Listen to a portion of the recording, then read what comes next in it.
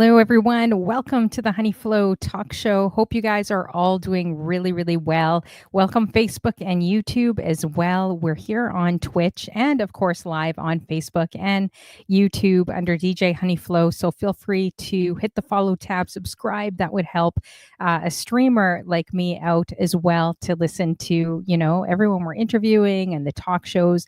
I hope to bring some social content creators soon and maybe a few surprises coming up this year. So we'll see if I could solidify those surprises and bring them on my talk show as well. So we have a very special guest as well. He's so humble and such a great guy, does amazing, puts together, especially his mixes, his music. He's, blending infectious. He has infectious energy with deep love for rhythm. DJ Guzl is a genre bending force behind the decks, known for electrifying sets that fuse R&B, rock, hip hop, remixes, edits, up tempo, soul, and house. He's also known, how to keep the party moving and the heads nodding. So he actually has roots in Illinois. He was born in Bloomington, Illinois, but he's been in Georgia for the last 18 years, close to Atlanta. Guzl has maintained a reputation for seamless transitions, bold track selections, and an instinct for curating unforgettable moments from house parties to Twitch streets. His sound is also really versatile and distinct, always evolving, never predictable. So I know, watching his shows, that definitely stands. Like I see that quite a bit when I get an opportunity to check out his shows. Really, really talented, especially a lot of his edits and just the music he puts together. I feel like he's another musical genius, So it's going to be interesting just chopping it up with him, hearing some of the music and just what he puts together. And also, he considers himself to be a B-side player. So his ideology has been to play the songs that people need to hear, not always what they want to hear, which is what DJs always, want to strive for. But when you get booked, of course, you play for the client quite a bit too, right? The important thing to remember is that there's a lot of good music, so you just have to dig for it. And I can tell that he's truly a great digger. Since being on Twitch, the ideology resonates even more because when you join a Guzl stream, be prepared for almost anything as well. So whether spinning classics, breaking new records, Guzl doesn't just play music, he tells a story through sound, taking the listener on a musical journey. So he kind of covers basically all genres. You can catch Guzl's mixes, and I'm going to have that running through the banner here as well, guys. You could catch him on MIXCLOUD.com/Guzl, and also his edits. Everyone support his edits if you get a chance to buy them. Really, really great blender, and just how he puts edits together on BANDCAMP. So you could go to djguzlatl.bandcamp.com. So let's bring him in and chop it up. I see you, DJ Camouflage, as well. Good to see you. And we got Shawu in the building too. Good to see you guys. So yeah, let's bring him in. Hey, how you doing? What's happening? How y'all doing tonight? Thanks for coming. I appreciate it. It's going to be interesting. Absolutely. Did I just hear the words musical genius? Wow. Yeah, I feel like you are. I feel like, there was a few I just interviewed, like DJ Neil Armstrong. That was Jay-Z's DJ. He's a musical genius and starting from scratch. And some of those guys are just brilliant, right? Scratch Bastard, so many here. But I definitely classify you in that category because when I hear your shows, you just blend very differently, I feel. Like you could tell you're a true music lover. So I can't argue with that. I feel like, not every song is meant to be mixed, but sometimes you just have to work outside of the box and just sometimes just create something that's just so different. One of two things is going to happen. Either it's going to work or it's not.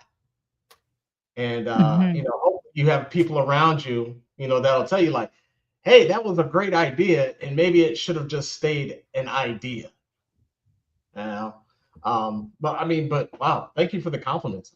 Yeah, for sure. That's awesome. That's awesome. Yeah. Have you been blending like well before stems, or did you kind of start blending and putting edits together when stems came about? No, I've been blending using acapellas and instrumentals. So this is Oh, like, okay. years ago. Yeah, Uh, that's what I kind of thought. Yeah. right, right. I mean, just using acapellas off of vinyl and Wow. instrumentals on vinyl. I mean, that's how I learned. Um, Yeah. I mean, I know a lot of people, they haven't had the chance to or the opportunity to learn on turntables, but I mean, it's an experience in itself. Yeah. So we're going to start from the beginning. How you doing, Samus? Good to see you as well. We're going to be, starting from going way, way back to the beginning. How old were you? If you're comfortable sharing, I think you're an open book. But Oh, I am. yeah, how old were you around when you kind of got into music, and who inspired you? Well, wait, when I got into music, I mean, Yeah. that all happened when I was just a little kid, just being around the house on Saturday mornings when, my parents were cleaning and, I would hear a little bit of everything. My dad was really into blues. So, there'd be a lot of BB King playing. That was his favorite artist. Um, Nice. my mom loved soul music. So, and Isaac Hayes was her favorite artist. Hmm. So, and just hearing the culmination of the two, I was exposed to a lot of different musics genres, I should say, because she liked soul and R&B. My dad, like I said, he liked blues. He liked a little bit of jazz, but not much. Hmm. Uh, but it was definitely present in the household. Isn't it crazy you go back to the music that your parents played even if you didn't like it? Like, was there any artists or music that your parents played that you weren't fond of, but then later on in life you're like, "Oh my gosh, I gotta play this?" Um, I mean, actually, I did get tired of Isaac Hayes for a while because I mean, my mom she acted like he was never going to make another album ever again, and she always played it. And I'm like, I'm so tired and I'm so sick of this. And now I listen to it and I'm just like, yeah, I need to find a way. How can I work this into my set? Oh, I love that. That's awesome. How you Yeah. doing, Flirt? Good to see you. Thanks for coming through as well. Good to see you guys. Um, so yeah, so going back, so so your parents obviously were big influences in your life. What about, was there any other DJs or anyone else that you kind of looked up to that inspired you to get into it? So where I grew up in Bloomington, there weren't many DJs. I mean, there was maybe like three, maybe four DJs that actually had 1200s and actually had like nice mixers. But one in particular that I went over to his house on Sundays. His name was Lanny Haynes. Rest in peace to him. He would just let me. He's like, "Go ahead." He's like, "I'm gonna watch the game. Just go ahead and play on the turntables." So I would just literally go over to his house and just, I just grab records and just mix and, Hmm. stay over there for hours and hours. And then I'm like, man, maybe I should go because I've been here for so long. But I was having so much fun. I didn't want to leave. So did you learn like when you were much younger DJing, or was it later on in life? Uh, I was, all right. So living in Bloomington, I was able to listen to a station in Chicago. It was 102.7 WBMX. They played a lot of house music on Friday nights, Saturday nights. So listening to that station, that's how I actually learned how to blend songs. And I learned that as I was probably about 14. Oh, okay. So yeah, you've definitely been doing it for a while then. And Surprisingly with Chicago, well, at least from what I've noticed, even when we went out there when we were much younger, I didn't actually hear a lot of hip hop being played. I was quite surprised. It was definitely all house, like Mhm. mostly house. Every club, every place you went into, especially downtown, even if you tried finding like more of an underground scene of hip hop, it would be predominantly house. So was it kind of hard finding that out there? Like more the urban, the soulful type. I was a little surprised traveling there. Like, It honestly, yeah.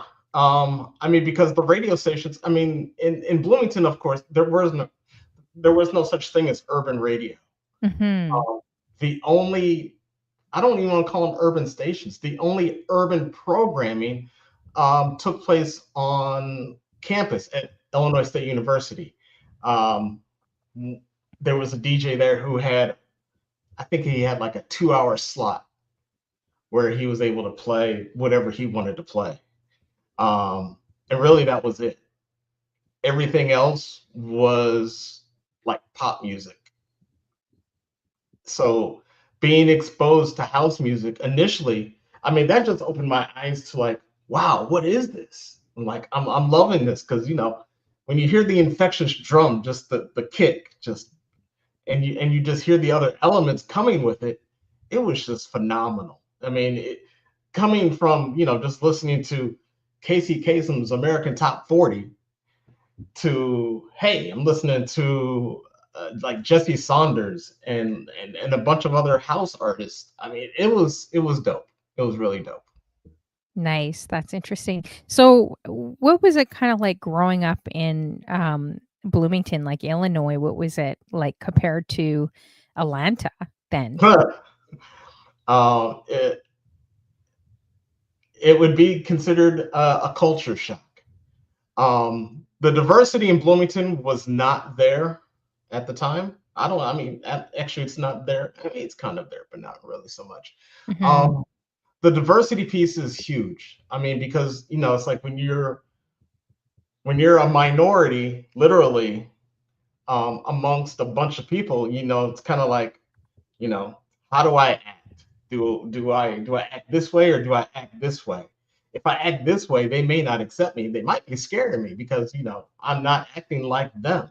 But then, do I want to act like them or just to fit in and not be myself? Um, so diversity played a big part in me growing up and the music that I listened to. Or I should say, I'm sorry, the lack of diversity played an important part. Um, but then, of course, when I went to college, I went to SIU, Southern Illinois University in Carbondale. Um, there's diversity everywhere. I mean, because I mean, I there was everybody. I mean, I met people from Chicago. I met people from Phoenix. I met people from New York. I met everybody. So I think that at that point, that also helped my music library. It helped it grow. Mhm. What made you decide to move from Chicago or Illinois to Atlanta? Actually, my dad passed away in 2006, and found out that he had a niece that lived here in Georgia. Um, didn't know anything about her until he passed away. So I was like, I want a chance to go meet her. So, Mhm. um, so my mom and I, we drove down here to go meet him. Met his niece, her husband, their daughter. Met some people. I was like, hey, this is kind of cool. I like it down here. So I went back and I told my wife, I was like, I think we need a change. I think we need a change of pace. So I was able to convince her to, hey, let's move to Georgia. Oh, wow. So did you guys like it right away when you moved there? Because that's I've been to Georgia maybe 4 or 5 times, and I've been to Chicago. Chicago is, like, my favorite city, that was my dream to move there. Chicago, I just loved it so much. But, of course, visiting and living are 2 different things, I've always heard, right? Um, Yeah. yeah, so, but they are very, very different, like, both My wife places. my wife is actually from Chicago. So um there was a time when I wanted to leave Bloomington because I wanted to live in a big city.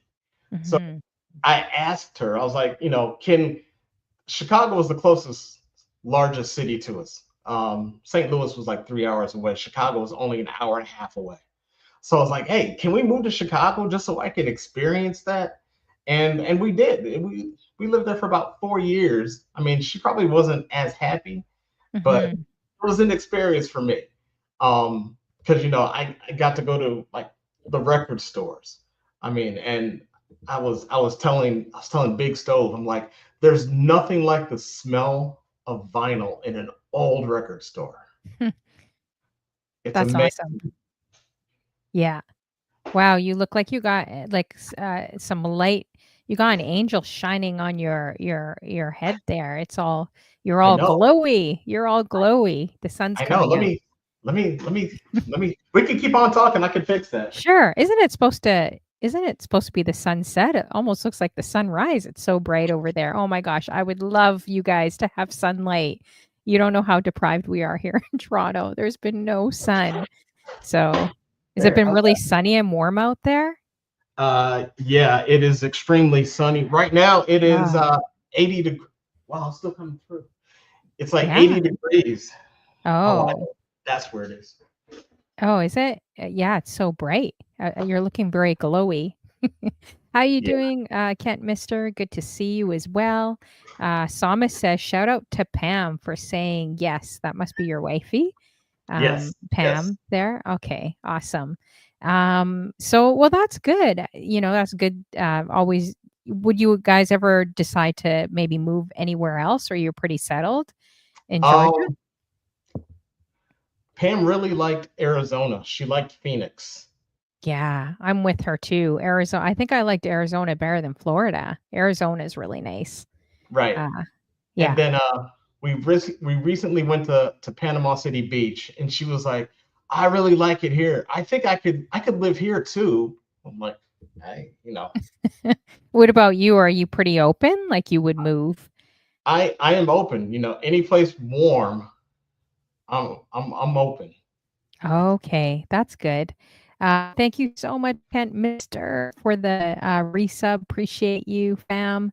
8 months strong and a moderator of mine. Thank you for supporting the show. Appreciate you. Oh, I think that's better. Oh, Yeah, I gotta put no. my hand up here because Yeah, it's better. Might have to put tape there. Now we could see you clearly. Yeah. yeah, Oh, but I don't know if you could put a piece of paper or tape. Yeah, that sun is really definitely really, really coming through. yeah, it Um, just came through out of nowhere. oh no, That's and you don't want to be holding your hand there the whole time. right. Because I feel like excuse me. I mean, you can't tell. You can't tell your hands there because yeah, you're very blurry right now. Let's see. You know, can you guys? Oh, yeah, we could see you good now. I don't know. Do you have like maybe a note tote sticky you could stick over your camera? Or we Actually, we improvise on the Honey Flow show. I do Duct have tape, that. we put duct tape on there. Right. Look, That's what I thought too. That's what I thought too, DJ K Immaculate. Guzzle's looking all heavenly. I agree. The light's kind of cool. The light shining right on him. I mean, That must mean something. it. Hey, I take everything as a sign. So Uh-huh. Oh, it's okay now. Like it's oh, there we go. There we go. Now we could see you perfectly. Now if the light really shines on you, then something's happening on my show today. there we go. um okay, that's uh let's Okay, see. Okay. Yeah, I think that works. we good. Um yeah, if you guys have any questions for DJ Guzzle, drop them in the chat as well. So you guys moved to Georgia, we were talking about, and it Mhm. took some time to get adjusted. Were you also kind of like, whoa, this is a culture shock? Because, I know how ATL is or Georgia, like you said, compared to where you lived. Mhm. It Yeah. was it was a shock. Hmm. But it was a welcoming shock. Yeah. Because I felt like I missed having that diversity. Hmm. I mean, because I haven't had it since I was in school at SIU. Um, so I mean, because after I left there, I moved back to Bloomington. Hmm. Um, and many can attest that there's really no easy or positive way to say it. I mean, but there just weren't a lot of black people in Bloomington. Mm-hmm. That's just what it is. Um, so moving here, oh yeah, I was absolutely ecstatic. And I heard it was pretty segregated when I interviewed other people from Chicago, which really surprised me because, when you're downtown as a tourist, you see the abundance of culture and it looks amazing and everything Mhm. looks beautiful and glossy. But they actually told me that it's pretty segregated. They said that in New York and Chicago, which really surprised me that I was not expecting that, like them to say that. So, would you say it was kinda like that? Was it like that a little bit? Or Yeah, yeah. wow. Because in Chicago, you've got, and well, that's not working. In Chicago, you've got the Oh, it South. worked? There Oh, we go. I think yeah. I'm still shining. I'm still getting the sun rays. So in Chicago, you've got the South Side and the West Side, North Side. Mhm. The East Side, that's Indiana. But a lot of people that live on the South Side stay on the South Side, and people Hmm. that live on the West Side stay on the West Side. Mhm. Those that live on the North Side stay on the North Side. But what about downtown? You work with all kinds of people, right? Doesn't everyone kind of, like, intermix and, And kind of I mean, just for work, and that's yeah. it. That's crazy, man. I can't even yeah, it's crazy to even think to me, like, to fathom that. But, because if you've ever been to Toronto, it's just such a collective of cultures. Something would be seriously wrong with you if you did not have friends from, different ethnicities, like especially living out here. Mhm. So, which makes us pretty blessed for, being here as well. But yeah, I was very surprised hearing that from everyone from Chicago that I've interviewed. Let's see, we got Club Fro in the building as well. Oh, Club Fro says Guzl makes me drink too much. He doesn't seem like that type of guy that would make you drink too much. We And also grew up together in the same hometown. Do you do yeah, that? Do you do that, Guzl? he, no comments. Not yet. No Maybe comment. later, but not right now. You But seem yeah, very Mhm.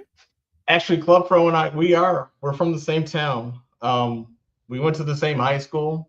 Wow. We hung out with different people, but it's one of those. I knew who he was, he knew who I was, but we just didn't hang out like that. Yeah. Do you go to the Twitch? Have you gone to the Twitch Chicago group, like RL Breezy's group, and met any of the other Twitchers? No, Oh, okay. Oh, well, you're in You're in Georgia. I keep forgetting. So, I'm like yeah, that that. might be hard. Oh, what about the Atlanta group? Oh yeah, well, I mean, I know a lot of people in the Atlanta group. Yeah. I hang out with a bunch of them. Yeah. Yeah. Okay. That's good. How you doing, Ms. Riz? Good to see you. Make sure everyone in the room's adding Ms. Riz, Club Fro. We got Psalmist, DJK Maculate as well. Uh, Good to see all you guys as well too. I interviewed Ms. Riz a while ago, so make sure you guys check her and support her show.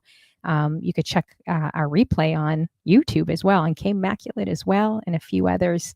Let's see here. We got Kent Mister in the building too. Yeah, so if you guys have any questions, definitely drop them in the chat as well. So how did you actually, start on Twitch then? Was that during the pandemic or was it after? I was actually this. I was actually at Club Froze, Mhm. and we were just hanging out, and I was just over there. Just he's like, man, just go ahead and jump on and play some music. So I did. I jumped on, played some music, and he's like, at the end of the stream, he's like, yeah, and we're gonna get Guzl on Twitch. And I was like, oh, okay, I guess we are. So, I mean, I didn't plan it. I mean, I had no aspirations to be on Twitch, but since he put it out there, it was one of those things where I almost felt obligated because it's like, all these people are like, let's see Guzl on Twitch. Hmm. How Okay. long have you been on Twitch for? I think it's been 3 years now. Okay, so I still feel like that's still recent, kind of in the middle. Yeah, A yeah. I lot of mean, people have been on. I'm still new to this, and it's still honestly, it's still a learning process. Just learning all the ins and outs, the things to do, things not to do. For sure. You're doing really good though, for just being on for 3 years, like, you're killing it. You're doing really, really good. I appreciate you. I mean, Yeah. I'm really just, and I tell everybody this. I'm just here to play some music and hang out. Mhm. That Mhm. that's really it. Everything else is awesome, but that's really what I'm here for. Just to play some different types of music as well. Yeah, and you can feel that, like, when you're watching your show, it's like, I really feel that from you. That's why it's always great sitting down with, like, true music lovers that really love music, and, I can tell you're one of those guys, right? I mean, there's so many in the chat as well. K Immaculate's another one like that, always digging for new music. Is there who would you say are your biggest musical influences as well? Wow. I really don't have any musical influences because I like a little bit of everything. Mhm. It's really hard for me to pinpoint like I like Bruce Springsteen over Ludacris. I mean, Mhm. it's kind of hard to do because like I said, I like many different genres. Mhm. And yeah, and coming from where you came from and being around different cultures too probably obviously helped Right. in learning different things like rock or just other genres you might have maybe your friends might have not be listening to, right? I So, mean, right, because I mean, growing up, I had one of my close friends. I mean, he listened to Motley Crue like all day long, mhm. and I was sitting there listening to Motley Crue with him one day, and I'm like, hey, this isn't that bad. And now, in retrospect, I'm like, I could probably do something with that. I could take Home Sweet Home and change it to something else, and then, I don't know. It's just my mind just starts thinking. In your high school back in the day, was it like rap and hip hop are gonna be out? Like, I always heard that growing up in my high school and junior high. They're like, "Forget it. Heavy metal's gonna, like, win at all times, and hip hop and rap is just a phase." Like, we would hear it all the time, growing up in the school I was in, and it's interesting how it kind of reversed, how heavy metal I wouldn't say diminished, but it's not as strong as, hip hop and R&B, right? But did you get that in your school or not really? Like, I mean, unfortunately, ever since the inception of hip hop, mhm. we've all heard that Hmm. this isn't gonna last. Whatever this thing is, it's not gonna last. Yeah. It feels like it doesn't make sense. What are they saying? Those are things that I heard my parents say. Like, what are they even talking about? Mhm. And it's just one of those things where it's like, well, hey, it's because it's not Motown sound. I'm sorry, but it's something different, and that's where things happen. I mean, just because it's different, it's kind of like, yeah, it's not gonna last. It's bad. Yeah, exactly. Yeah, I was curious to if people were saying that out there because I know obviously in New York they weren't because it came pretty much hip hop is the mecca in New York, right? But I was Right. curious to see what they're saying over there. Like, I think it depends what state or what place you came from as well. But I know they always said that strongly that it's not going to last here, like in Canada, and it was never played anywhere. You had to really dig for the Mhm. music if you liked it, right? Psalmist says they definitely tried to push that narrative despite the fact we're all listening to it. Do you think it evolved like I mean, I know we're older and we all have our opinions, but do you think it evolved in a good way, hip hop, the way hip hop is now? Or do you think it kind of evolved negatively right now? Like what are your thoughts on that? I understand that things when there's evolution, there's going to be change. And once the change happens, it becomes, interpretation. How I interpret something that happened 20 years ago.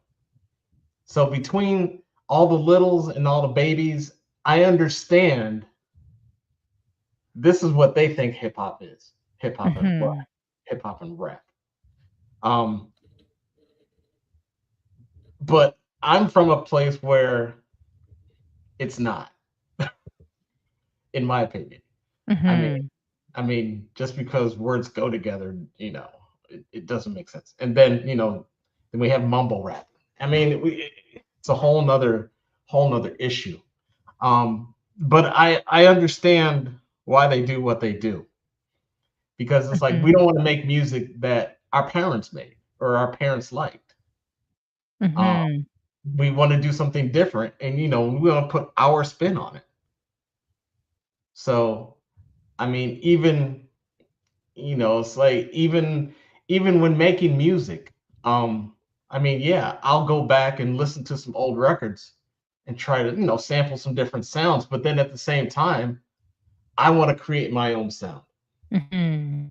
And I think that's where music in general has gone, especially with hip hop. um Yeah, that's so true. Yeah. And or nothing thought nothing now sounds like it did like in 93, 94, 99, 2004. Mhm. I Mhm. mean, nothing now sounds like that. But they are You know, sampling. They definitely are sampling the 90s right now. You know, the sampling is coming back. R&B, the hip hop, they're sampling definitely the 90s, right? Hmm. So, The yeah, lyrical, the lyrical content is almost there. oh gosh, I can't even speak on the lyrical content right now It's because like I'm definitely in strong disagreement of what I'm seeing out there right now. Even with top 40 is just, it feels like it's just become darker. Like the music, the beats, the covers on the, albums, like when you're looking at people's faces, it just feels much darker to me. But then I kind of wonder, did we pave the way because we didn't listen to the best lyrics when we were growing up? You know, you got Biggie, Tupac, you got Lil Kim, West Side Connections, whatever you listen to when you're young, right? So I kind of wonder, did we pave? We can't really say, oh, their music's horrendous now that we're older because we weren't really, I know I wasn't listening to great music when I was young. I don't know about you, but you know. okay. So here's a quick story. So when I think I was 16, Mhm. I think I was 16. We took a trip to Las Vegas, and I found a Tower Records, and the first album I bought was Two Life Crew's first album. Oh, wow. Okay. But of course, my mom or dad, they didn't know anything about them. I didn't. I kind of hid the album cover kind of close to me as I'm walking to the counter, and I put it kind of like this so I could put it in the bag, and then we were good. But then I go home and play it, and it's kind of like, oh, what the hell is this? I'm Mhm. like, it's music. So that would be an example of not the best of musical choices, but I liked it. I Yeah, think that's I true. didn't really so much listen to the lyrics. I was listening to the music. It was like that 808 was just hitting. It was hitting different, and that was something like Mhm. I'd never heard before. And honestly, I'd never heard of the Two Life Crew. I just liked it because I was like, hey, look at that cover. Yeah. I have to look back at Two Live Crew. Wasn't it just all women, I'm assuming, on Two Live Yeah, Crew? Probably. yeah, Yeah, yeah, exactly. yeah. How you doing, DJ Ron Love? He says, "My dad called it boppity, or what is it? Boom, oh, boom, boom ta? Is it boom ta? bippity boppity, and yeah. Yeah. That's so funny, DJ Ron Levin. He says his son, he had another funny comment. Oh, where is it here? He says, but I do my son the same way. He's rapping, rambling, sounding like a mindless drone. That's hilarious. DJ Ron Levin. I'd love to hear your son's rhymes. You got to send them to me. We got DJ Funklore, another musical genius and just lover of music in the building. Make sure you guys are adding DJ Funklore. How you doing? Good to see you. Let's see. Oh, now you guys are going to make me Google Two Live Crew's album. I'm almost afraid. I'm afraid right now. I don't know which one's worse, Megan Stallion or Sexy Red or Two Live Crew. I don't know. In fact, I'm going to Google it while I'm I mean, interviewing right you now. have to. I mean, because before there was Sexy Red, before there was Nicki Minaj, before there was Foxy Brown and Little Kim, there was all these women that adorned the Two Live Crew album covers. Oh yeah. And I mean, and there's the lots of lyric, women that are supportive, and you the know? lyrical content, I think the Two Live Crew. I mean, Luther Campbell said he's like, we open the doors for a lot of people, Mhm. which is true. I mean, the whole Miami-based sound, that was so different. And then you add the sexually explicit lyrics on top of it, and then it's just like it's a whole nother thing, and you're mind blown. You're just like, Mhm. wow. I wasn't really feeling, no offense to the South. I wasn't a big fan of the Southern, like when Crunk and like all that stuff came out. I mean, I liked a few like Juvenile or like some of those guys, but Mhm. not the real like grimy, like you're in the club trying to dance to this stuff. I'm like, nah, I'm good. Okay, so I'm looking at the album covers right now. Was it Shake a Little Something? I think with these three girls. Let's I mean, see. I'm trying to I look mean, at the pick album one. cover. Hmm? Pick one. I mean, they're all Or pretty much the Move same. Something? I don't know. No, not all of them. Not some of them look like Run DMC covers actually, now that I'm looking at them. But anyways. Mm, They must Um, have changed those because. yeah, maybe. Maybe I need to dig more. I'll Google after the show. DJ Dougie in the building. Make sure you're adding DJ Dougie. How you doing? Good to see you as well. If you guys have any questions, drop them in the chat as well. Um, I feel oh, DJ Ron Love says, I always said whenever I have kids, I'll never criticize. Oh, wait. If I ever criticize their music saying nothing, all they would ever have to do is bring it up. Ding, what? Ding, bring do up what? Do what? bring up Dendada. Oh, I'm like, what? I'm like, am I reading this correct? You're hilarious, DJ. Yeah. Oh, I get it. Okay, I didn't get it when I was trying to read it. Ron Love. That's funny. Yeah. Yeah, that's true. I kind of wonder it's just is it because we're just getting older, right? And it's just generational. We all do that. Our parents did that to us, our grandparents did that to our parents. Like it just spirals. But what do you think hip hop's going to be in the next 15, 20 years? I wonder what it would be like. I'm I, almost afraid with AI. Like, what's it going to be like, you know? I saw this video on Instagram, and it's like, this is hip hop in the year 2088, and it was Oh, just brother. like some random noise, Hmm. and then the person rapping was just making like a bleep blop beep bop, type noise, and it was like, I mean, it might be like that. Well, you could literally freestyle now. Like I was trying to battle Big Al to freestyle battle, and then we had another DJ Googling on Chat GPT like freestyles for me, and it knew everything about me. So I'd be like, "Come on, let's freestyle. Come on." So I was like cheating, right? And I would like have this long paragraph for Big Al, and he's like, I think he was sweating. He's like, Honey Flo, I haven't done this for a while. So yeah, I'm not gonna battle you. I'm probably gonna blow you out the ballpark. I'm gonna win anyway. You know what I mean? He was kind of talking that way. But then I was using Chat GPT and just messing with him and saying all these rhymes back to him. I'm like, wow, that's gonna be the future of freestyling, I think.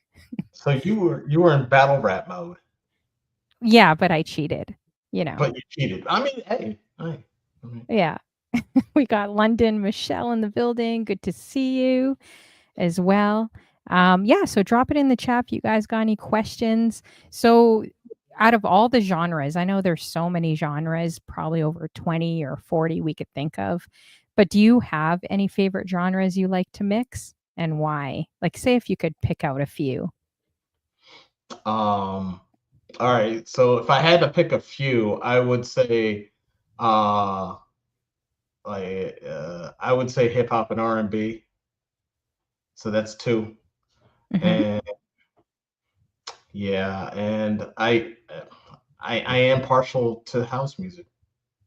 Okay, nice. Do you have any like years that you would prefer hip hop and R&B? Do you prefer it more the 80s, the 90s? Like do you have kind of Um, the 80s has always had us had us had a place in my heart. I'm trying to get Mhm. rid of the sun again. Um, Especially like 80s R&B.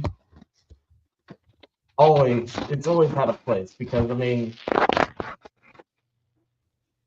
yeah, that didn't help. Okay. Um, How you doing, so Big Stove? 80s Like R&B, and I still play a lot of it today. I mean, mhm. I just enjoy listening to it so much. 80s hip hop, it's something different. That didn't work. Yeah.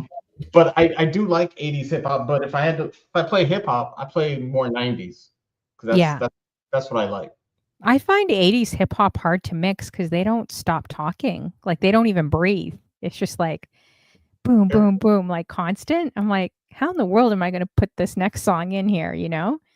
Right. It's Um like yeah, there's no bar count, it's just kind of like I'm gonna do this verse and it's 32 bars.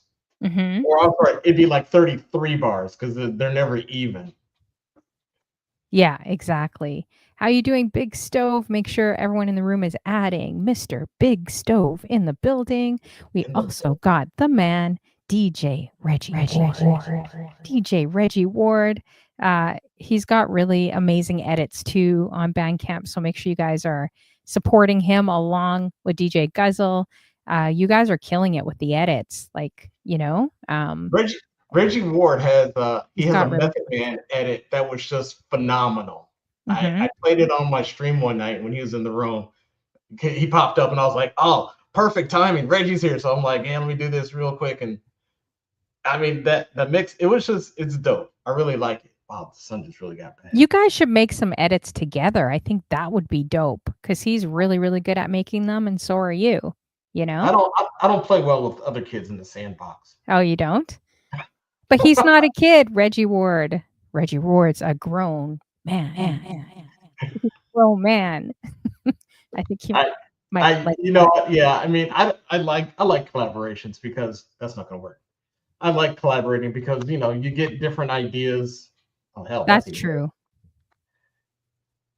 Sorry about that. It was like last night when I was streaming. It's like Mr. Nate was like, I think Red Fox needs some glasses, some sunglasses. And I'm like, what the hell are you talking about? And I like the sun was just slowly moving and it Mhm. just stopped. Like stopped right where Oh, my I mixer wish I is. had sunlight. I feel so deprived. You're so lucky. This is your problem today. You don't know how gloomy it is in Toronto. We're lucky if we get a drop of sun. Actually, It's Reggie Ward, I heard that about Alaska. You guys get like 0 sun out there. Is that true? I was I was gonna reading say that. it's like dark in Alaska right now. Is it? Well, it's dark right now here in Toronto as well. Well, I mean, It's but it's always dark in Alaska, isn't it? I mean, I don't think they have sun. actually I don't know. I thought they did have sun. I don't know. Oh, you have no. Really? Actually, I gotta Google Alaska. Zero I sun. I thought Zero. it was partly like they have normal days, but it's predominantly darker. Anyways, I don't know. I gotta check Alaska. I'm not quite sure. Um, oh, Club Fro says Alaska really made me drink when I was there. It felt like happy hour. What is up with Club Fro, man? We got to get him some water. Here, take a bottled water, Club Fro. If the water has vodka in it, sure, he'll drink it. Oh my gosh, we're too old. I can't handle. I gotta preserve what I have right now. So no drinks for me. No drinks for you. No drinks for me either. Right, but see, he tells me that he's always saying, "Hey, Guzl drinks too much." I mean, well, okay, Do you? no, actually, I don't. Yeah, you don't seem. I don't think I've ever seen you on your stream You drinking. know, on my stream, I've had maybe a couple of shots, Oh, I can't handle any of but that. I do have an audio clip that of Club Fro doing his impersonation of Usher. I'm not gonna share. Oh, I think he froze. Oh, shoot. You just froze. Can you guys? Oh, hello? Am I there? Okay, there you are. Okay, you just froze for a second. What is it that you said? Oh, I was saying that Club Fro, he has a drunken version of Usher. Oh boy. We're gonna have to you're gonna have to send that to me and see. Let me see that Got as to clean it well. up. Got to remix it. So Just yeah. as long as if you guys can handle yourselves on your streams and you don't pass out or anything crazy like that. Oh You no. know, I've seen a few people on Twitch and the camera was on 24 hours.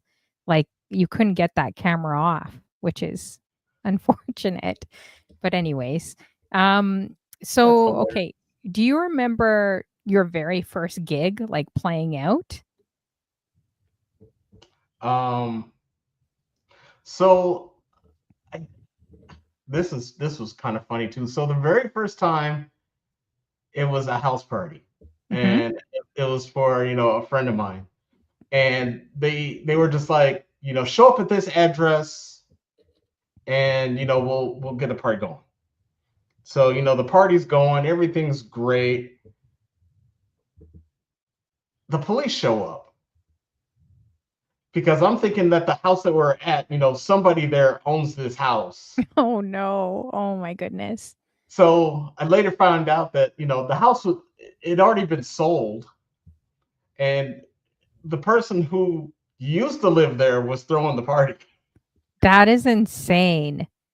So he sells So the party or he sells the house and it's not he hasn't handed the keys over yet? mm-mm, And mm-mm. then he just wait, can you do that? I don't even know if you can do that or if you because you have the house. Don't you have the house until you give the keys? I don't know. I'm not quite sure actually. I don't really don't know what happened, but I just know that the police was there. They had everybody. All you see was like flashlights everywhere, and people are like, "Hey, you!" And I'm like, "Hey, I'm just the DJ. Oh Somebody no. told me to show up at this address, and I was gonna play some music, but and honestly, I don't play outside like that because I mean that kind of it bothered me because I was in a groove. I'm doing this, and I'm like, and then the police show up. I'm like, Mhm. it was horrible. So I mean, I really spent a lot of time I made tapes, Mhm. and I just made tapes for a lot of people, and I mean, everybody was happy with that. Mhm. Um, Especially being in Bloomington. I mean, there weren't a lot of places to play out. I mean, I didn't want to I didn't want to play the music that they wanted to hear. And that's one of my things to this day. I don't like playing and it sounds so selfish. I don't like playing for the crowd. I like playing for me. Yeah, so then that would be hard doing any IRL. It right. Unless if you're throwing your own party and or if it's a Twitch party or they understand what you're doing. Yeah. Right.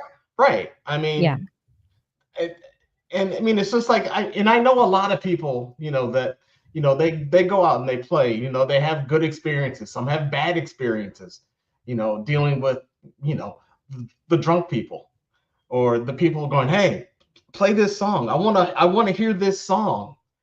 Um, I can't deal with that because Mhm. I have a short fuse when it comes to that. Um, Okay. Or people getting really mad. You play right, 50 of their songs and they still want more and more and more. Meanwhile, they don't even tip you or don't even say thank you or anything. It's like, yeah, people start right, getting a lot more aggressive. Like yeah, even if you give them a few songs, they start getting really aggressive with it. Like, "Play this now," and they Mhm. start saying all this crazy stuff at you. Yeah, so it's probably good. Now, Club Pro says, he played the University of Illinois. That would have been a dope party. That would have been 92 and 93. Wow. Mhm. That's awesome. Yeah, that would have been what was that like, Club Pro, that party?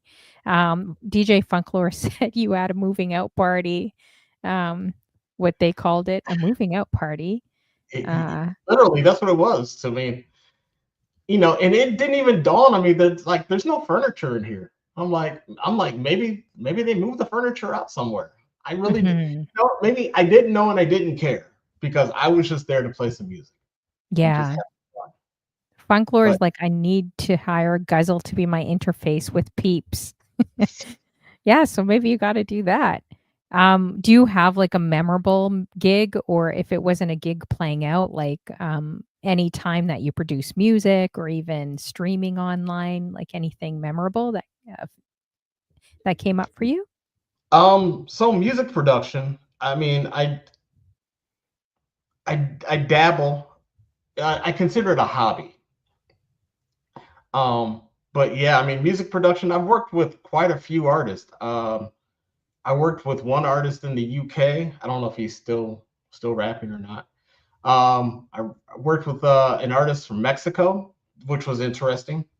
Um, because they were sending, so it was just my thing to match the vocals to the track that I Mhm. created. So I mean, so that was fun. I mean, I did full projects with them.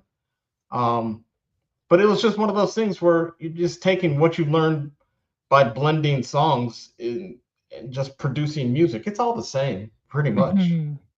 How did they Um, find you? Was it online, or was it they just knew that you're producing, or did you just um, make the right connections or contacts with people? I was just posting music online, and I mean, the internet, as you know, it's powerful. I mean, Mhm. and how those two met was online. Um, so then we all just kind of got together, and it's like, well, hey, let's try it out. Let's see if it works. I mean, it was okay for the time. I mean, looking back now, I would never play those songs ever again. Mhm. But I mean, but they're out there somewhere. Do you still have, like, your mixtapes or any tapes that you made when you were younger? I do. I do. I have about 10 cassettes of tapes that I made. Oh, okay. That's cool. I was just looking up actually converters. So you could buy these Walkmans that convert it into MP3s. You stick a Mhm. USB drive in the Walkman. I was just looking that up today. I was like, because I have like hundreds and hundreds of cassette tapes. I look like a music hoarder. I don't know about you, but do you have a lot? Oh man. You have a lot. You have a lot of vinyls. Like, how many vinyls do you have? Would you say? Oh, I couldn't even guess. Maybe I don't know. Maybe like 700, 800, maybe. Wow. And is your wife okay with all that? Because I know sometimes partners get frustrated. Like, I was thinking, "Oh my gosh, I'm probably gonna have to date a DJ because no normal man is gonna understand, like, how much music I have, Oh yeah. going." I mean, as long as I keep everything in here. I mean, plus I mean, she's fine. I mean, I had probably another hundred, maybe like another 150 in the other room because I have another Wow. turntable set up because she likes listening to records too. Okay, that's good. Did she Uh, ever get into DJing or playing or anything like that? no, she's just an avid listener. Um, Mhm. she has a nice collection of 45s Nice. that she's brought with her her entire life. They're in the little pink holder that she bought for like I don't know like $5 that now sell on eBay for like 60 $70, and that thing is filled with 45s. Oh, Yeah. that's super dope. DJ Relly Rel in the building. How you doing? Make sure everyone in the room is adding him as well. Good to see you too. So okay, so then do you have your own separate music room? Like, is it I do. in the Yeah, basement or is it a separate room? It's just a separate room. Hmm. That's where I am right now, where I have like, I mean, it's filled with just stuff. I mean, there's turntables over there, there's Wow. recording equipment over here. Yeah. And then what about, do you have CDs too? I do. Yeah. Yeah, I have a lot too. It's hard to get rid of them. Like, even though, I you know, I was gonna say the funny thing was I saw your last stream and you were hauling out I the CD. nearly dropped it, the CDJ on my controller. I nearly dropped it, and then things were messing up. And then Tweak Music Tips raids me, and the chords are all falling apart because I'm nerdy that way. Yeah, my whole living room looks like an audio center, guys. So that's why I was asking all the men in the room, like, would a regular guy date you if you literally hoard music and have like tons of music? I don't think they would. So I, then I came to the conclusion I have to meet probably another DJ. They're the only ones, we only understand each other. No one else does, right? right, right. I mean, my CDs are all in the closet behind me because I just don't have room to properly display them. But yeah, Yeah. there's probably at least a good 500 CDs in the closet. Wow, that's a lot. Maybe for you, Funklore, because you guys, we understand this world. But if you just met someone regular, can you imagine, like, say you get married, you move in, and then you're like, oh, I just have a few boxes. And then you bring like, I mean, it's bad enough women have shoes. We have shoes, we have clothes, we have hats. And then to add music on top of that, I don't know. I don't know if it's gonna fly, Funklore, but let me know if you got another DJ in your family, Funklore. Yeah. And the fun thing with funk lore, it's like, we talk about taking this, we have a 12-step program where we Hmm. take 12 steps to the mailbox to get more records. And I, as of last year, I started buying a lot of 45s, and I'll like, hey, I got these other these 845s today, and funk floor's like, man, but what about those 12 steps? And I'm like, you know what? I'm gonna keep taking those 12 steps. Yeah. You I, know what's I cool, if you buy a box, like someone else's junk is like our treasure. So mhm. just the other day I was driving by with my moderator, just normally, and I guess it was an open house, and there's all this stuff on the front lawn, and I saw all these vinyls stacked up on a chair. So I reversed the car like a mad woman. I'm like, "Did you see vinyls? Were those vinyls?" And she's like, "Oh, I don't know." She doesn't really care about that stuff, right? And then I found this big brown box, guys, and it plays CDs, cassette tapes, it plays vinyls. And if it plays vinyls, it would probably play the small. Is that the 45s, the small, or the small records, right? So it Mhm. played everything. I was like, wow, I can't believe someone's throwing this out. And then I Googled, thought it was like from the 1960s, and it has a radio too. And it's like this big brown box. And it was like a huge treasure for me. But then I realized, oh, they sell them on Amazon for $300. So it wasn't from the 1960s. It just So looks like, did you buy it? well, I didn't buy it. I just popped open my trunk and I ran and I grabbed it and put it in my Oh, trunk because they're getting rid of it. Was they're reselling the house, and I guess it was the guy's junk. I actually knocked on the door and asked the construction worker, "Hey, is this your house? Like, do you have any other music stuff? Do you have vinyls back there? Do you have, do you have the text? Like, do you have anything else back there?" mhm.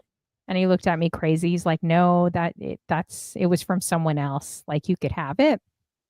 I know it's true funk lore. It is, you know? So, but you should look at those boxes. They're really cool because they play everything, right? Like Hmm. it's a all one thing. Have you seen them? No, but I might have to go look for one. Okay, I'm gonna tag you. I think they're around 300 though. They're a little pricey. But it has everything like all in one. It's really cool. I'll take it. I'll take it to you after the show. Let's Well, see. if I could sell some more edits, then maybe I could buy it. Yeah, so everyone buy his edits. If everyone buys his edits, then he'll be able to afford the 300. I can't. I don't have enough change in my couch to afford that. So if I see it free or at some garage sale, I'm running and I'm getting it.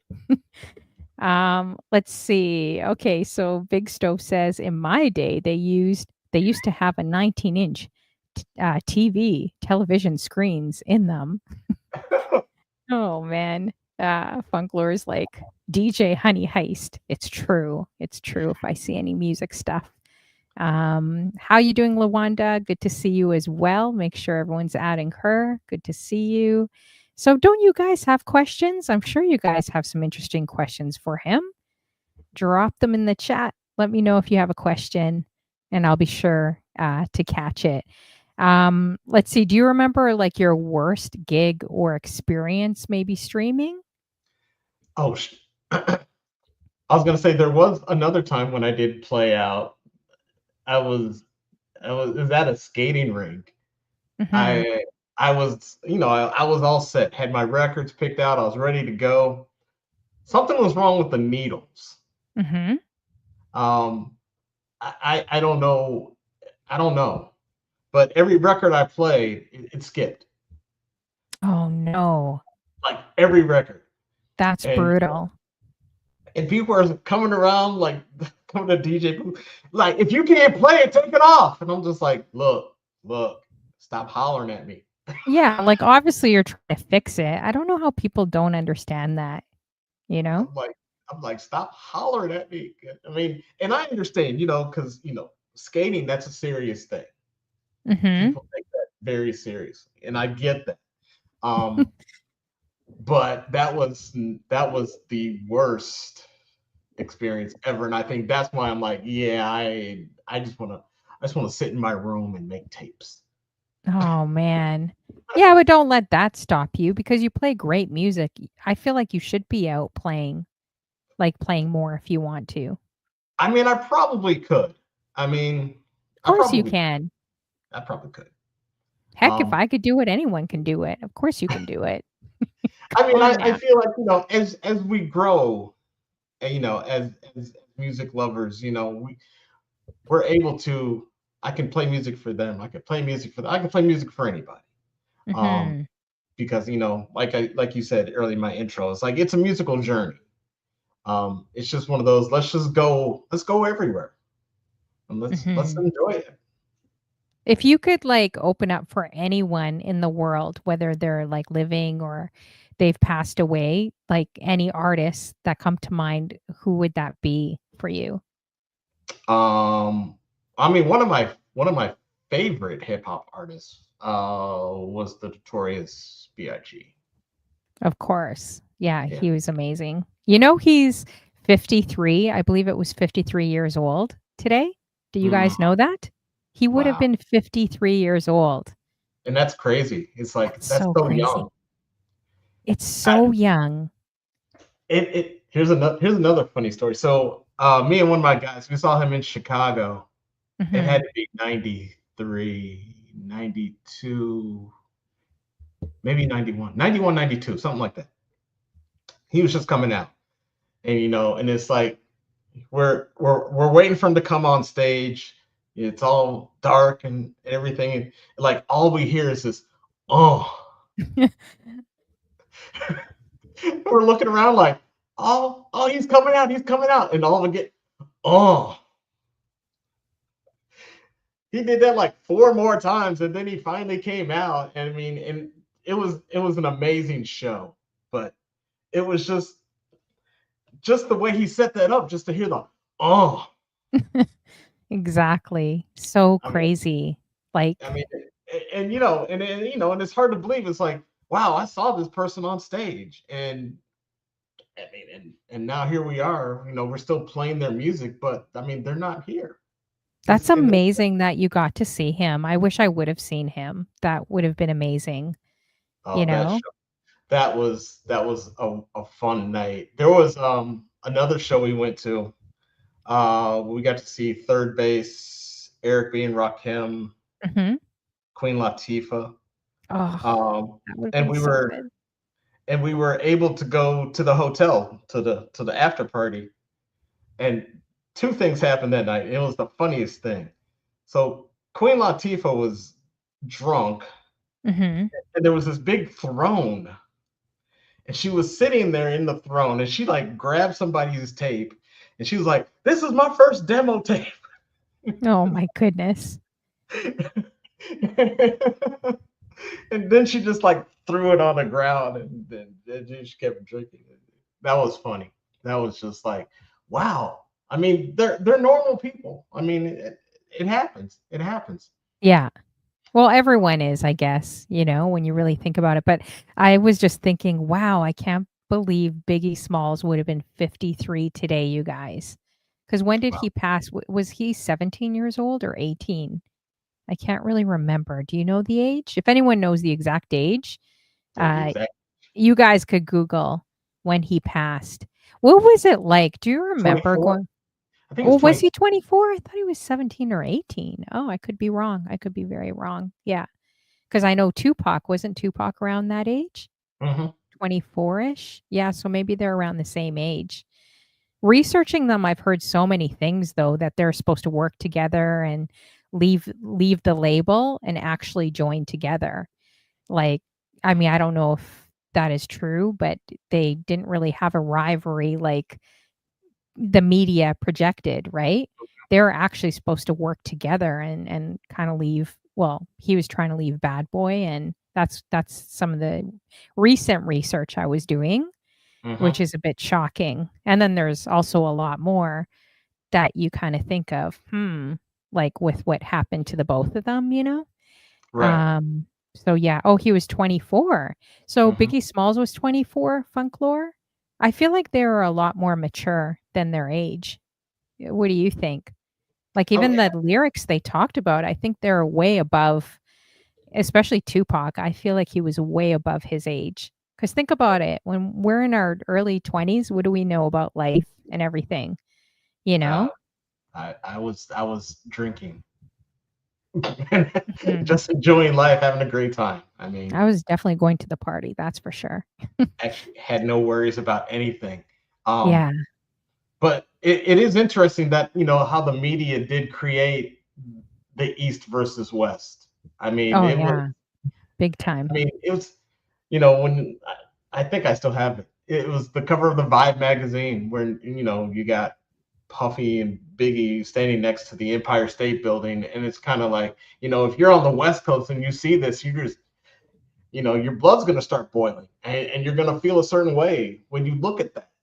And then everything else that happened along the way, when Tupac got shot at the Quad Studios, and there's like, well, they set me up, and it's kind of like, wow, you don't know who set you up. You're just thinking this, and it's. I think a lot of things just went downhill because people didn't know. Mhm. For uh sure. it, I remember the Source Awards when all oh, those West guys got up on stage and was like, I still remember that, grabbing the mic and saying what they said on the mic. I was like, "Oh, this is not gonna be good." You know what I right. mean? Right. I Yeah. mean, especially when you see someone like Suge Knight come up and just start talking crazy, you're just like, something's gonna happen. Hopefully one day I believe the truth will be revealed in our lifetime. I feel like people are coming closer to the truth in terms of Hollywood entertainment, the elites. It's not really so conspiracy anymore. There's a lot of truth actually coming out now. So, but I've definitely have heard quite a few things, which surprises me, and it doesn't make me think that they're too far off. Like it doesn't feel so conspiracy to me because I didn't know actually Tupac and Biggie were going to join a label or we're going to do something together, and then all this stuff like start resurfacing, this beef and all this craziness, shooting. But when you look at all the people that have passed away in hip hop and in R&B around certain people, it does kind of make you wonder. But anyways, yeah, it's definitely interesting. But yeah, today I thought, oh wow, I can't believe he would have been in his 50s, you know? Like he was pretty much almost our age, like growing up, right? And So, it's like, and what would he be doing today? That's always the thing. It's like, would he be a billionaire like Jay-Z? mhm. I mean, we don't know. You know, I mean, no, it's the whole conspiracy theorist in me. It's like, would Jay Z be Jay Z if Biggie were still alive? I don't think so. You know, I mean, he's good. I mean, obviously he's talented, but a good some of the people I've been listening to are like, Puffy's old producer. He gives a lot of eyes open. That's not conspiracy. Like he gives a lot of eye opener stuff. Like some of the stories, man, you guys got to research. It's like really interesting, but scary to realize, you know, what people do and how they do it to get to fame or how they get there, right? hmm It's pretty crazy. So definitely check it out. I'm happy that people are actually voicing their opinions now because it takes a lot of courage to do that, you know. We got Culture Chronicles in the building. Lisa the X, good to see you. Make sure everyone's adding her. She does a great show. Of course, Culture Chronicles as well. Got to check you. We got DJ Funklore and everyone else that's come in. Appreciate you as well. Thanks for coming through. So yeah, again, if you guys got any questions for Guzl, make sure you guys are adding him on MIXCLOUD, BANDCAMP. He's got some really ridiculously good edits. So definitely check him out. How do you find MIXCLOUD compared to here and other platforms like spinning um, on there? I mean, it's pretty much the same. I mean, they do have some rules. Um, like a good example on Twitch is Selecta 720 when he does his tributes. Hmm. When he's playing for like 9 hours,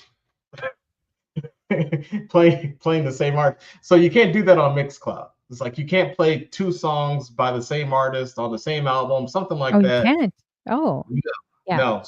Big Stove is telling me, the rules and the regulations, and I was like, oh well, I was about to violate because I was gonna do a whole tribe set, and I think I would have gotten shut down. But I mean, I've streamed on Mixcloud a couple times. I mean, it's different. I mean, first off, there's not a lot of people there. Um, Hmm. and of course, there's you don't have some of the it's like there's no emotes that you can use. I mean, you have to use them on your phone, whatever you have.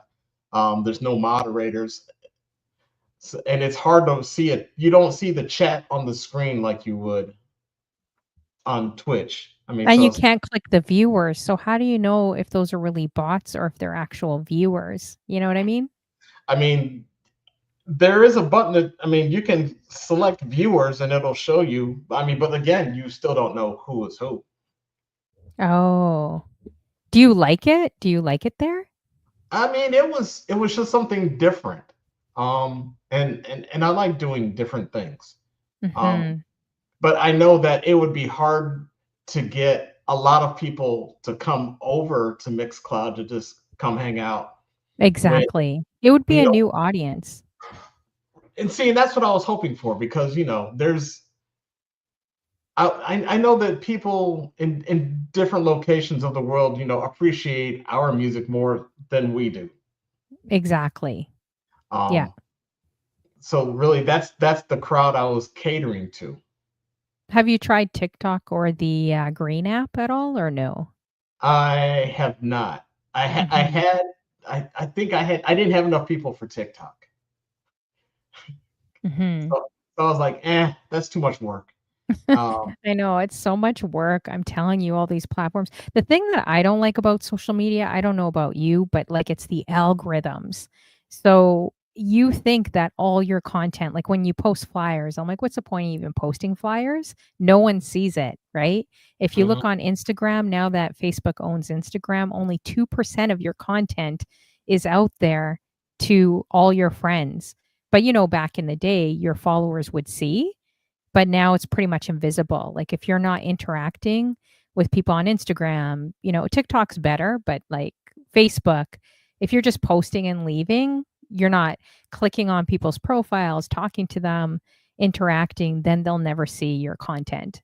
So I mhm. think that's what's frustrating because I think a lot of streamers look so much at following and numbers and place their validation in that.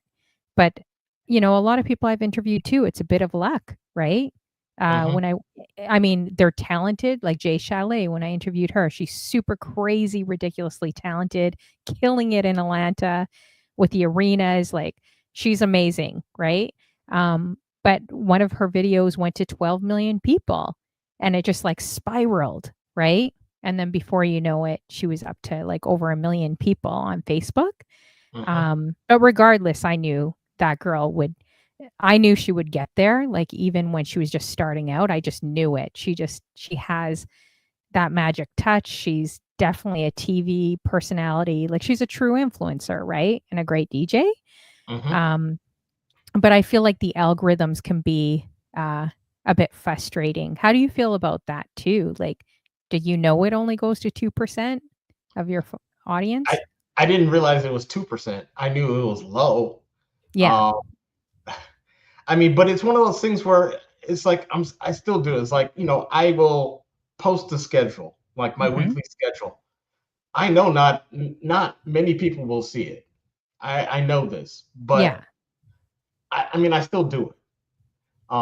Either a post or a story, somebody's gonna see it. Mhm. I just wish that, there was a way to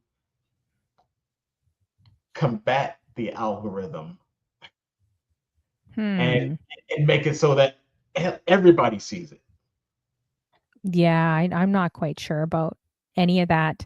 I know so many people that have just it's been like a lottery draw. Like, it's been just like pure luck. Like, my friend went on TikTok, started sharing her crazy stories. And now she's like more faith-based, which is awesome. And she has like really crazy stories growing up and everything. And within 3 weeks, boom, she went up to 8,000 people just like that, you know? Mm. And then other people have been working like every day for the last 5 years and it's like, you know, nothing. So I think it's kind of a bit of luck too. And also still being consistent with your content, like still putting it out there, right? Right. So, but you never know. TikTok is I think a little bit better with the algorithms, but now that they changed it with the states, because remember there was a moment where they said, oh, it shut down. Well, they did something. They did something to tweak it, like Facebook. So, yeah. But anyways, it's that's the only thing. And Oh, consistency, since you mentioned that, I mean, that's one of those things that I am not. I mean, yeah, not either. I'm working on that, but it's just some days I just don't feel like doing anything. It's like, Exactly. Yeah. after work, I'm just like, I just want to sit my ass down and just watch Netflix. Yeah. I think that's But the best to do that though, like to just do it when you feel inspired. That's how mhm, I'm doing it. I don't even care. I'm just like, I'll if I play for myself, I'm okay with that. I'm fine. I'm just gonna play because I feel inspired, but not be on a schedule because I have to, right? Because then you mhm. start losing that passion. You start losing the passion for streaming or just like being in front of the camera again. So I think it's better that way, the way you do it, you know? Yeah, because a good example is, last Tuesday, I didn't stream. I was Mhm. that's my weekly stream, and I was just like, I don't feel like it. I'm not doing it because if I did it, I wouldn't have been giving 100%. Mhm. I'm maybe about 75, maybe 76%. It would have been great. But then I streamed last night and I felt good. So I'm like, yeah, I'm gonna do it. And I had more people turn out than I expected. Yeah, that's good. So what do you think is the most challenging part of being a DJ or a streamer right now? What do you think that is? Um, Creativity, Hmm. being different than the other person. There's just a lot of there's a lot of people playing a lot of music. Granted, there's plenty of music that we could all play, but it's just a matter of finding different music that people will like. Because I know in a lot of my sets, it's like I don't want to play an entire set of edits. I mean, there's nothing wrong with that, but for Mhm. me, I want to play a mixture of things. I want to give you the original version. I want to play some edits. I want to give you a remix of something that you haven't heard in a long time.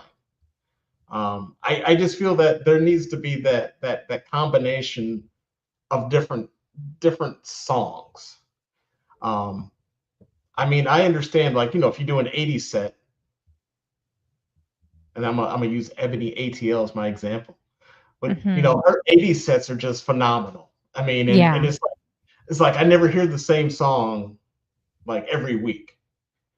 Um, and it's like I just want to make sure that I'm also providing a good musical selection, so that people could keep coming back and keep following and just enjoy themselves.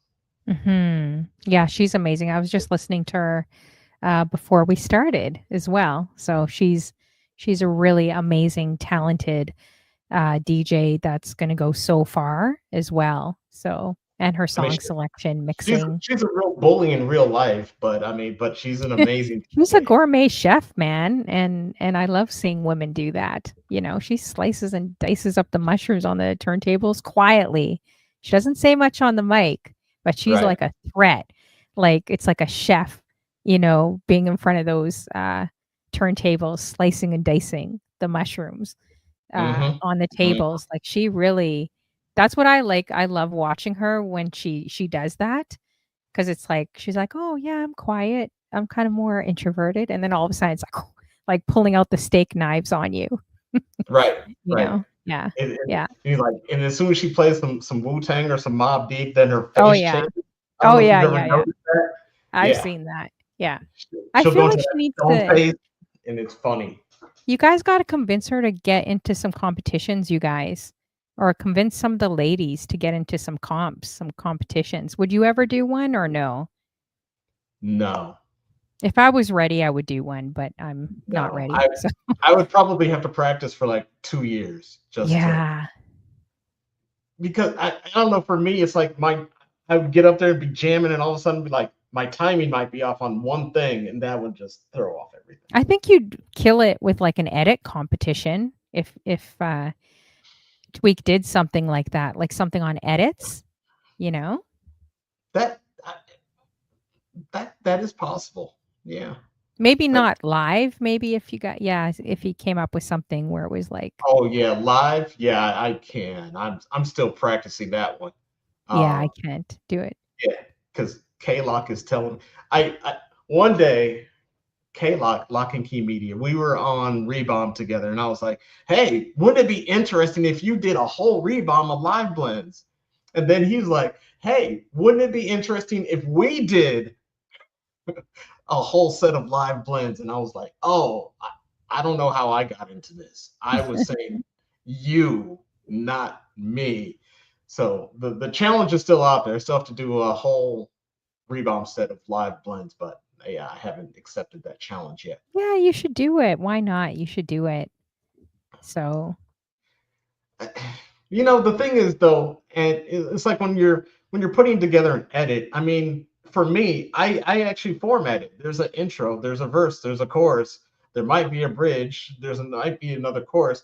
I mean, yeah, I could do that live by setting cue points, but I feel more comfortable actually building the track, throwing the acapella on top of it, and then doing it like that yeah, versus what going into software it do you live. use? Do you use some type of, obviously, software to record it and like, do you Studio. use oh, Yeah, I sorry. use Studio One.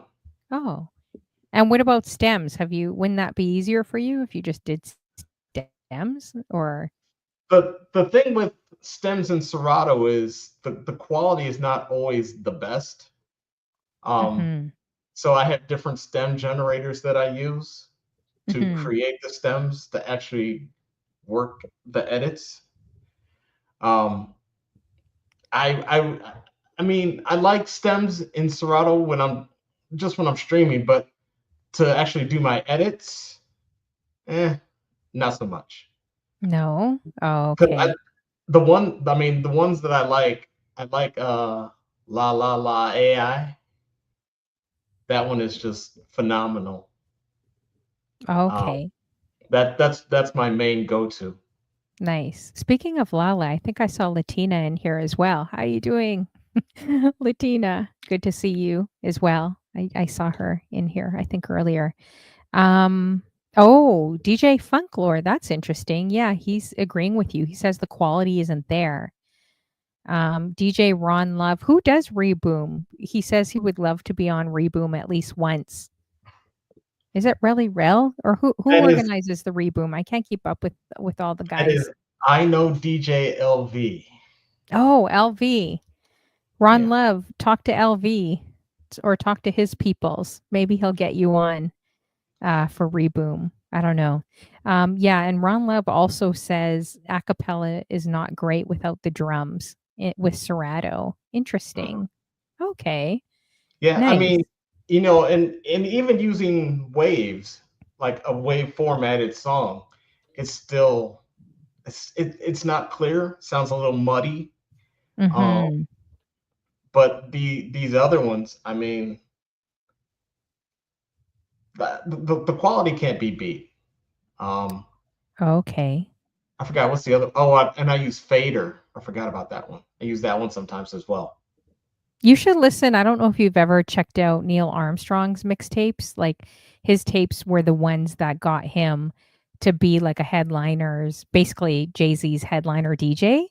But you need to check him out because his mixtapes, he is like amazing. He'll put Motown and overlap it with hip hop and then put like soul music. Like he just keeps overlapping different genres of music and music you wouldn't even expect to go together. It Hmm. is like unbelievable. So, and his mixtapes were the ones that got him noticed and he didn't even have to audition. He basically said the next week he was on stage, 10,000 people with Mary J. Blige and all these Jay-Z and all these artists. I was like, wow, that's crazy. So you That never know where a mixtape could take you, right? that's true. I mean, that's true. And and of course, the nice thing with that is, you're allowed to use your creativity. Hmm. It's not one of those. Big- Big stove, reboom, yeah, reboom. 'cause- yeah, We'll because it's get you. pre-bomb. So Oh, rebomb. Oh, okay. We'll get you the Florida Evans treatment. right, Oh man. yeah, because LV has this drop that goes down, down, down. Yeah, you'll get one of those, and then yeah, Oh, then wow. Okay, so everyone else is saying that stems is kind of sketchy a little bit. Do mhm. any of you DJs in the room use stems when you're doing live shows on Twitch? Let me know if you guys I've played around with it a little bit, but I don't know. I don't know enough to do all that fancy stuff. Mhm. Um, but I have played around with it a bit. It's pretty cool. I think it's kind of neat, you know. Yeah, I I don't mean, use it because it just takes too much. I'm on Wi-Fi, so can you imagine if you're not plugged into a modem and you're running off of one or two computers? Like, it takes too much energy, like so the power. crazy thing is, so I this is another crazy thing. So the computer that I have, of course, I have a streaming computer, I have a laptop computer. So my Mhm. streaming computer, I mean, it has gamer specs. Everything it's phenomenal. But I was plugged into an Ethernet port and it plugged into the modem. And for some reason, I haven't checked the port out again. But being plugged into the Ethernet port created this massive delay. Oh, yeah. Like like I was literally like, I want to say almost 10 minutes behind what was really happening. Oh, shoot. So so I disconnected from the Ethernet port. So now I'm running off of Wi-Fi and my speed is it's like 10 almost 10 times faster, which is crazy. Okay. Do you guys find okay, so there's a few DJs in the room that say that they have been using it. DJ K Immaculate uses it all the time. Mhm. Big Stove, DJ Relly Rel says they use stems as well. Do you find that people just kind of want to hear the originals and not you kind of mashing it up and putting a different beat to it? Or do you Yeah, feel people online appreciate like those edits? What do you guys think? I think it's a combination of both. Mhm. Um, I mean, I use stems. for transitions. That's one of the biggest things. I mean, because it helps, and, Mm-hmm. and sometimes it creates a little bit of, hey, what's going to be next? Because I mean, it really just depends on how you use it. And it's one of those things. Even though it's there, you don't have to use it. I Yeah, think exactly. that's the other thing. It's like, it's one of those things where, like, don't overuse it. Um, Mm-hmm. and Big Stove just made he just made a really good point. Um, yeah, I want to hear the original, but if you play me something different, I might like that too. Mm-hmm. But do you I don't understand how some people I notice some women they like do a lot of edits and just like a lot of mixes on Instagram and post them and they don't get kicked off like at all. But then like if you create one within 2 seconds it's kicked off or it's flagged. Do you get that? I don't get that, guys. I I, I thought I was going to start a YouTube channel, Oh um, boy. but then the mix that I posted, it was partially blocked. So I was Yeah. like, okay, I get that. So then I was like, I'm gonna do another one, change it up a little bit. It got partially blocked. Then I'm like, okay, let's just go hard. Let's just see what happens. Mhm. And then I did a third mix. It was fully blocked, and the good people at YouTube were like, no one will ever see this video. So I was like, okay, I give up. I give Yeah, up. that's what I mean. How do you guys get that? Because you look on YouTube, I notice there's so many women that are posting their mixes and it's fine. I don't know if it depends on your following. I have no idea. And then others are I get flagged like all the time. So I gave up. Even if you're putting like 10 seconds on there, you're getting flagged. But I'm like, Right. how are all these other people not getting flagged? I don't get it, you know? So I Um, was I was checking out DJ Siren, and I mean her mix was just, it was so dope. It was phenomenal. mhm. And I sat there for an hour and some change, and I'm like, well, how did this not get flagged? I know. I do not get it for the life of me. Or do you Then think all of them are getting flagged and they just don't care? They just keep posting? I mean, but if you get fully blocked though, you can't even post the mix. There's nothing you can do. Um, I heard a lot of Afro house mixes. I listened to Yes. a bunch of Yeah. those.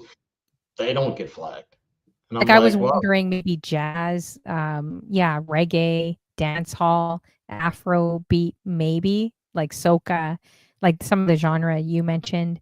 mhm. I don't think those get flagged as much.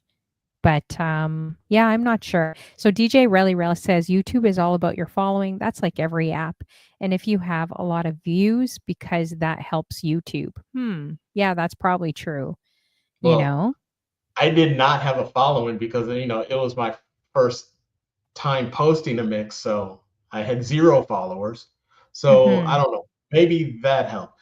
So, but honestly, I was gonna do an experiment. I was Mhm. going to I was going to get maybe like 60 songs from BANDCAMP, because it's possible they may not be registered with a pro. Mhm. Um, and I was gonna just create a mix and post that on YouTube, and I was gonna see what happens. Like your edits? No, no, just various artists from Bandcamp. I was gonna Oh. go buy their music and mix it and put it on YouTube. Because Mhm. I'm thinking if they're not registered with, either ASCAP, BMI, CSAC, whatever, then there's a chance that it won't get flagged because they're not with a major label. They're just indie artists. Yeah. I just don't get it why they're so hard on DJs. Like I get the copyright stuff, but most DJs are pushing out this music. We're the backbones of even the 90s artists that aren't getting rotated. They're not getting played on radio, especially commercial radio anymore. You know what I mean? Like we're the ones that we keep pushing it. We're already paying for the music and then we got to double pay on these apps for streaming. We're Mm. still paying to be on here whether people know that or not. We pay each month, right? To be on here. And then you're also paying even more, you know? So, I I mean, don't I know. I pay $20 a month for Tidal just so that I can have even more music. that I don't need. Um, so I didn't understand, like you just said, I'm already paying for the music. Why can I just Mhm. why can't I just do whatever I want to do? I mean, I understand it's not mine, but I am helping somebody else out. Yeah, we're already paying for it, plus we're already playing it. We're almost like artists and musicians ourselves being DJs, especially when people want you to, like, promote. They want you to bring in a room filled with people if you do some club gig, right? And you're DJing and they underpay you. So it's like, come on, like, can a DJ catch a break here? You Right. know? See, I and, don't know. I've heard those horror stories many a times. A friend of mine, he's like a DJ'd for 5, 6 hours. They wanted to pay like $200, $300. Yeah, it's ridiculous. Knowing damn well at the door they made, God knows how much money, and then at the bar they made God knows how much money. And it's kind of, Exactly. want to pay me $300? It's like artists and musicians and all these people are the lowest paid, you know? That's why you have to learn to just walk away, like walk away. Plus, they want you to bring in everyone. It's like you're not a promoter, you're not a manager. Talk to a promoter. Like you're the DJ, you know? Right. So, No, yeah, it's I, crazy. I need you to bring everybody that bring them. Yeah, that's why I don't do clubs. I have zero interest. How you doing, DJ Boogeyman? Good to see you. Make sure everyone in the room's adding Boogeyman. Great, amazing DJ as well. So make sure you guys are definitely following him too. Yes, I think that's a good idea. DJ Boogeyman says DJs need their own DJ license. It's the only way real DJs will be respected, in my opinion. But they do have DJ licenses, which I don't think is a real license because who really licensed you, right? Like sometimes people will ask me, well, are you licensed? Like, do you actually have a license? Even if you show them the slip of paper, where does that come from? What does that mean? It means Right. nothing, right? Right. Except you're paying $500, $600 for this license that someone just made up, at least here. So I never understand that question. Like why? Oh yeah, I get what you mean, DJ Boogeyman. He says I mean license from the labels. Yeah, I agree. I feel like we should have the clear to play music. Because who else is gonna play their music besides radio, right? Like, Yeah. where is their music gonna come out? Well, maybe like streaming apps, but DJs really do push music, right? And help the artists. But then Um, who listens to the radio? I mean, Lots of people still do, actually. I We mean don't here, think that, but a lot of people actually still do. well, here you hear like the same 20 songs every day. So Yeah, but I do you think it'll become extinct? I think radio stations, now that they're streaming, I think they're gonna start going down more. yeah, I mean, because the revenue for radio stations was advertising. Yeah, I mean, so at some point, yeah, it's going away. I I mean, think so too. I remember when I worked at Flow, which is like, I guess the biggest urban hip hop station in Canada, but it wasn't great when I worked there, and now I can finally say it. But I remember I had a manager that was like, ugh, just imagine what you see in entertainment, and it was pretty comparable. That's all I'll say. mhm. But he laughed at me in my interview, and I was like, "Oh man, I really want to get on Flow. I really want to. I'm so close to a radio show. I've wanted to be on this station for like the last 20 years." And talk about having such a disappointment moment when you see the reality of being there. Like you see what it's like and kind of some of the people you're working with, and you're like, "Yeah, you're kind of seeing more the ugly side, right, of entertainment." But I remember in our interview, he laughed at me when I mentioned Twitch. He's like, "Pff, like, what's that? Like, that's not." And he was like this big guy from the States that moved here and worked for Virgin and all these big radio stations, right? But I remember him laughing at me with Twitch and streaming, and he's like, "Pff, like who listens to that? Who does that?" But I feel like they are having trouble getting advertising, right? And I Mhm. was noticing that there, like, yeah, people advertise with them and they are the largest station here.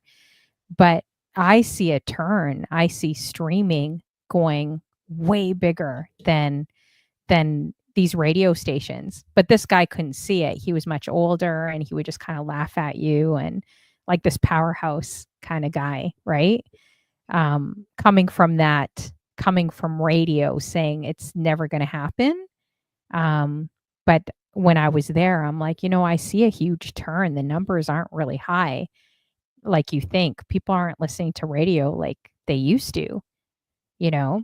They could go on Spotify or they could go on Twitch or they could go MIXCLOUD, TikTok. Like that's where people are. So I found it interesting that the very thing that people laugh at is the very thing. It's like hip hop, what we talked about earlier, right?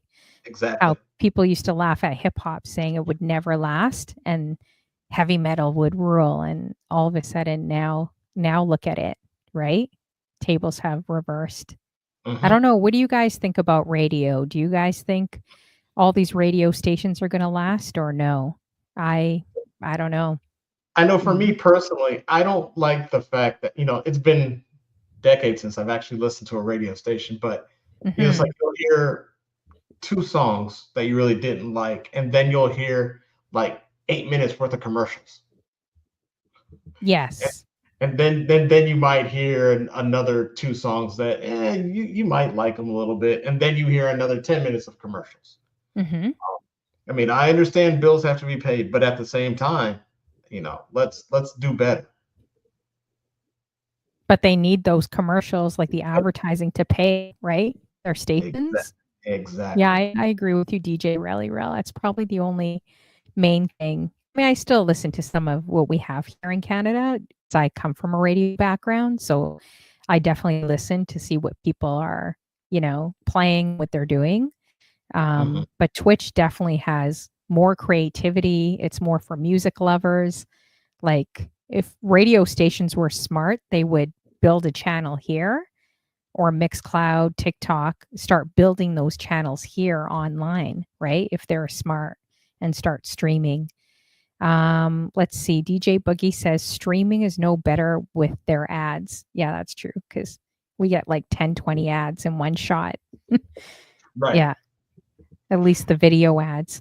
And I don't think that the ads really do anything. I don't think people are like, oh, yeah, I'm going to buy that vacuum or whatever the ad is. Like people aren't even listening to it on Twitch, So, That's a very good point because it's not like I'm waiting. I'm like, oh, while I'm sitting here, okay, well, let me go buy this real quick, and then because I still have 2 minutes of ads left, so let me go buy this real quick, and then by the time I finish, okay, back to the music. So yeah, exactly. So it's on it's your it's go ahead. interesting. I was gonna say it's interesting. I don't know. I don't know. Yeah. No, it's true. It definitely is. So what would be on your bucket list, would you say for DJing if you could do anything in the world? What would that look like to you, no matter how big or unrealistic it could be? Like, what would be on your bucket list to do? So for my bucket list, all right. So here in Atlanta, we have the High Museum. It's an art museum. Mhm. Um, and they have this thing called Frequency Fridays. Um, it's something that LV and Fro have played at, and it's an amazing time because you can play pretty much whatever you want. So you can do an open format. You could do whatever. Um, and on my bucket list would be to play at the High Museum. Nice. Why don't you try shooting your shot and just putting something together and approaching them? I mean, and I could. I just haven't. I haven't taken that initiative, though I Mhm. should. Though I should. I feel like that's really achievable, especially if it's not, some people say arenas or uh, playing in South Africa or something crazy. But I feel like you would have a good shot in doing it. Yeah, that's something simple. Playing in arena, yeah, I'm good. No, I'm not dreaming that big. Ooh, I would love to do like the Raptors arena. Oh my gosh, the WNBA. That would be like a No, that dream. that would be interesting. I mean, that'd be kind of dope. Oh, that would be so dope. Can you imagine? A sporting event, I think, would be fun. Like a big sports event, Hmm. or maybe like do like be a host. I think I'd rather be a host. That would be fun. As soon as I get your skills in Funklore and Boogeyman skills, then I'll do the DJing thing. Like crop off your hands and stick them on mine, Photoshop them, and then I could do a good mix. Um, Folklore yeah, said museum. It's called the High Museum. Yeah. yeah, you should do it. You should do it. I've done a museum and I've done an art gallery before. It's super dope back in my home city. Hmm. So, and you should just approach them. You have an approachable personality. Just walk in and just be like, "Oh, I'm wondering who the event manager is." That's how I've gone most of my gigs is literally just walking in, introducing myself, and then giving them like a media kit after. Like you're just going in, you're not selling them. You're just going in to get their card, their business card, and saying, "Hey, can I just submit my bio or my mixes to you?" You already have that. You have that on Bandcamp, like you have your shows, right? So you Yeah, kind of already have everything set up. I do. I do. I think sometimes, I get in the way of myself. Another thing you could do is maybe if you're interested, apply at the aquarium. I heard they have a nice one in Atlanta. Sometimes they have DJ nights here in Toronto at the aquarium. That would be cool. I would love to do that. Can you imagine like a shark like swimming over you? They have this tunnel thing where the sharks go over you and you Yeah, get that on video. I would just play just to get that on video. So, yeah, the Georgia Aquarium is it's really nice, and it, it, oddly enough, we make everything here a club. So, mhm. Oh, so they do have parties there oh, then? I don't know. I'm sure they do. Yeah, they probably do. You should do it. All right. Thanks for coming through, Ron Love. Make sure everyone adds DJ Ron Love in the building. He's awesome. Have a good Uh, night, Ron. he's such a great guy. Make sure you guys are adding him. Got to meet him in person actually when he came out here for Scratch Bastards event.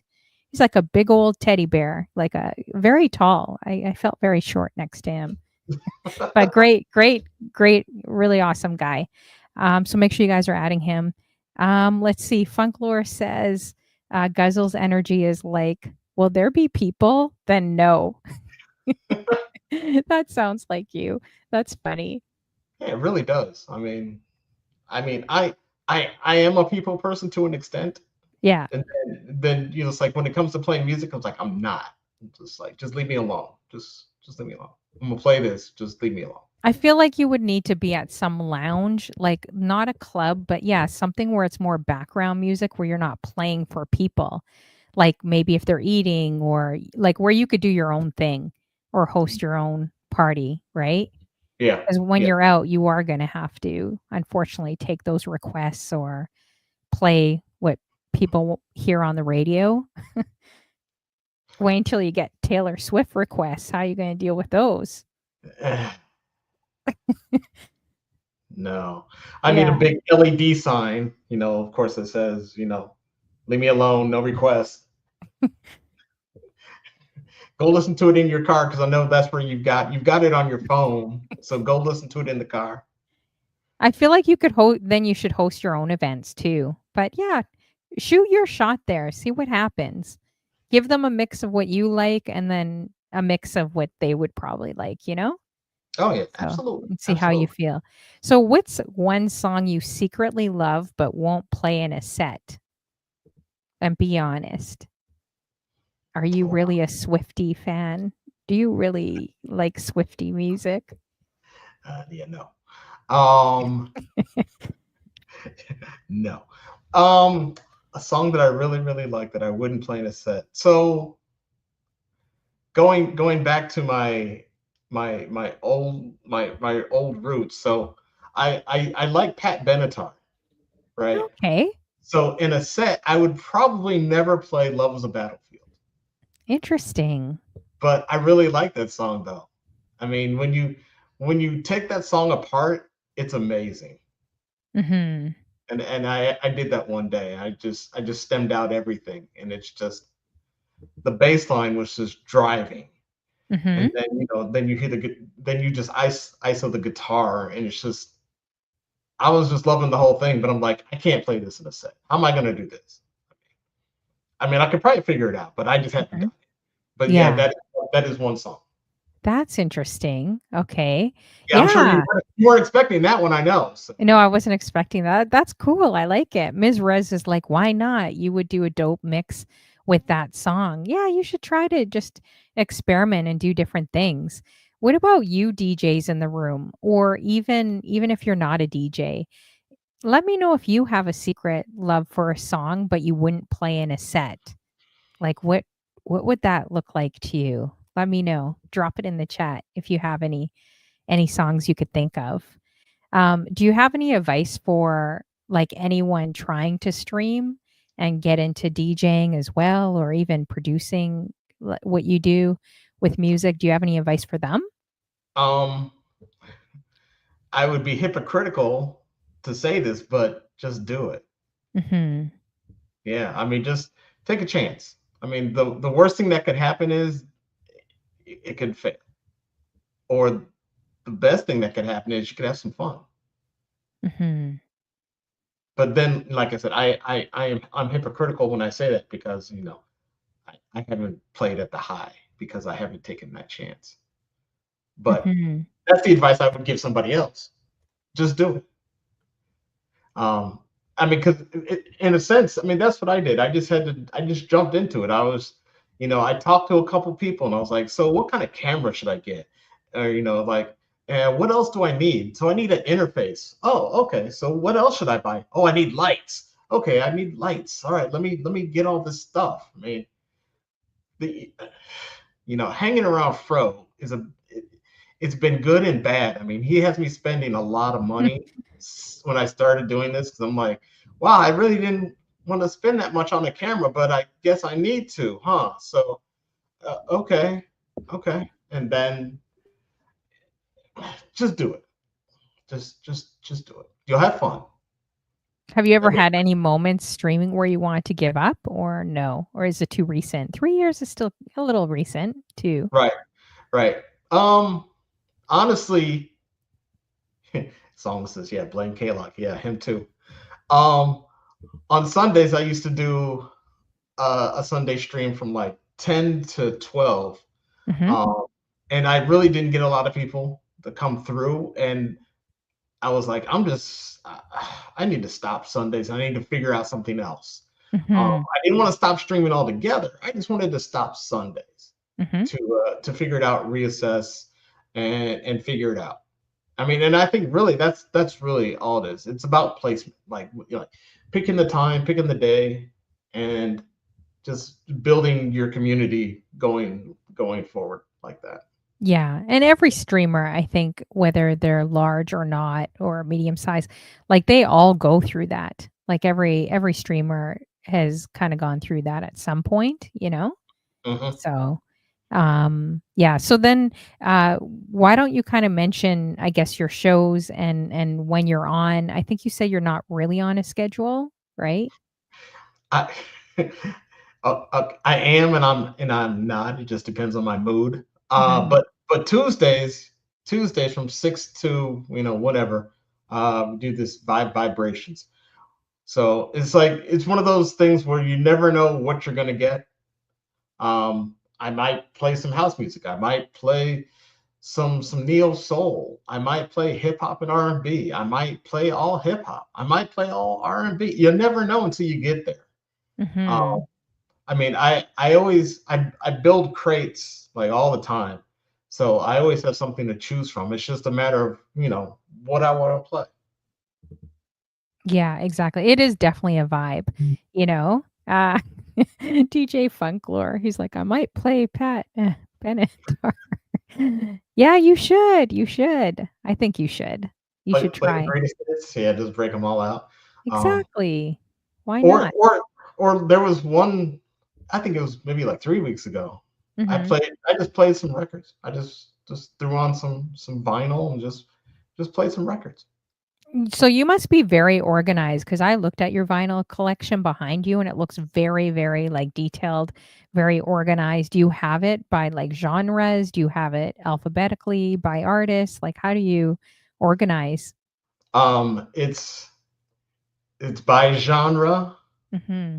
by artist is how it's alphabetized. So you So just know kind of where everything is after all these years, or do you still get kind of like n- a n- little? well, actually, when we moved into this house, all my records were in crates, like Mm-hmm. for real crates. Oh Um, wow. and my crates were breaking, and Pam was like, "You got to get something else because you're gonna ruin your records." I was like, Mm-hmm. you're right." So I found the IKEA hack, Mm-hmm. and of course, I had to take all the records out, and that's when I had to sort them. So over here, like on one side, I've got soul Mm-hmm. alphabetized. I've got hip hop alphabetized. I've Oh got wow. 90s R&B alphabetized. I've got beats and breaks Mm-hmm. alphabetized. So yeah, I pretty much know where everything is. So it My doesn't become challenging where you're like, oh shoot, I gotta match these BPMs and I gotta. I mean, I guess if you've been doing it for so long, you really know your records, like you know where everything is, kind of I thing. know I know my records. Like you know what goes, what doesn't. Yeah, yeah. Yeah. My 45s is a different story because I'm still learning some of them. Mm-hmm.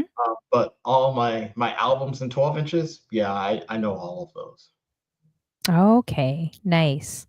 Um, okay, so Funklore is like, you can help. You could come over and help me out. Your record collection looks very organized too, Right. Funklore. Like, how much? I wonder how much he has. I can't remember if I asked him last time. I don't think he knew. Yeah, but that's awesome. You got such a supportive wifey that supports like everything you're doing. Because I know a lot of partners are just, like, ready to kill each other, like, one's really into streaming and DJing, and the other one is just not into it and Hmm. gets it. At least I know a lot of DJs like that going through that, but that's good that she supports you quite a bit. Yeah, So I mean, when a stream comes up, it's like, you know, I, what time is it? And I'll tell the time, and it's like, oh, okay, mhm. that's fine. But it's like if it's Saturday, that's when we go out, we go do stuff. What time are you streaming today? I'm like, yeah, maybe from like 10 to 12. Okay, that's fine. We'll go out afterwards. Oh, Never nice. like, Jesus, you're streaming again. I just can't handle Does she ever come on? Is she ever in your chats or, like, as a moderator or, it. like Oh yeah, or she's not a mod. She'll pop up in my streams every now and then. yeah? You don't know. She could be using a different name. She could be under Sama's name for all you know. She Oh, could be under Ms. I know Riz's what name she's name. under. No, I'm saying with women. With women, we're Oh, like that. But who oh, knows? If you've been married so long, it's like, whatever. I don't care. Let them do yeah. I whatever was they gonna want. say, yeah. We've been married like 25 years. Funklore's like, don't start. I know. I'm just playing. I'm just joking. Oh, how long have you guys been married for? It'll be 26 years this Oh, year. I love that. That's awesome. That's really good.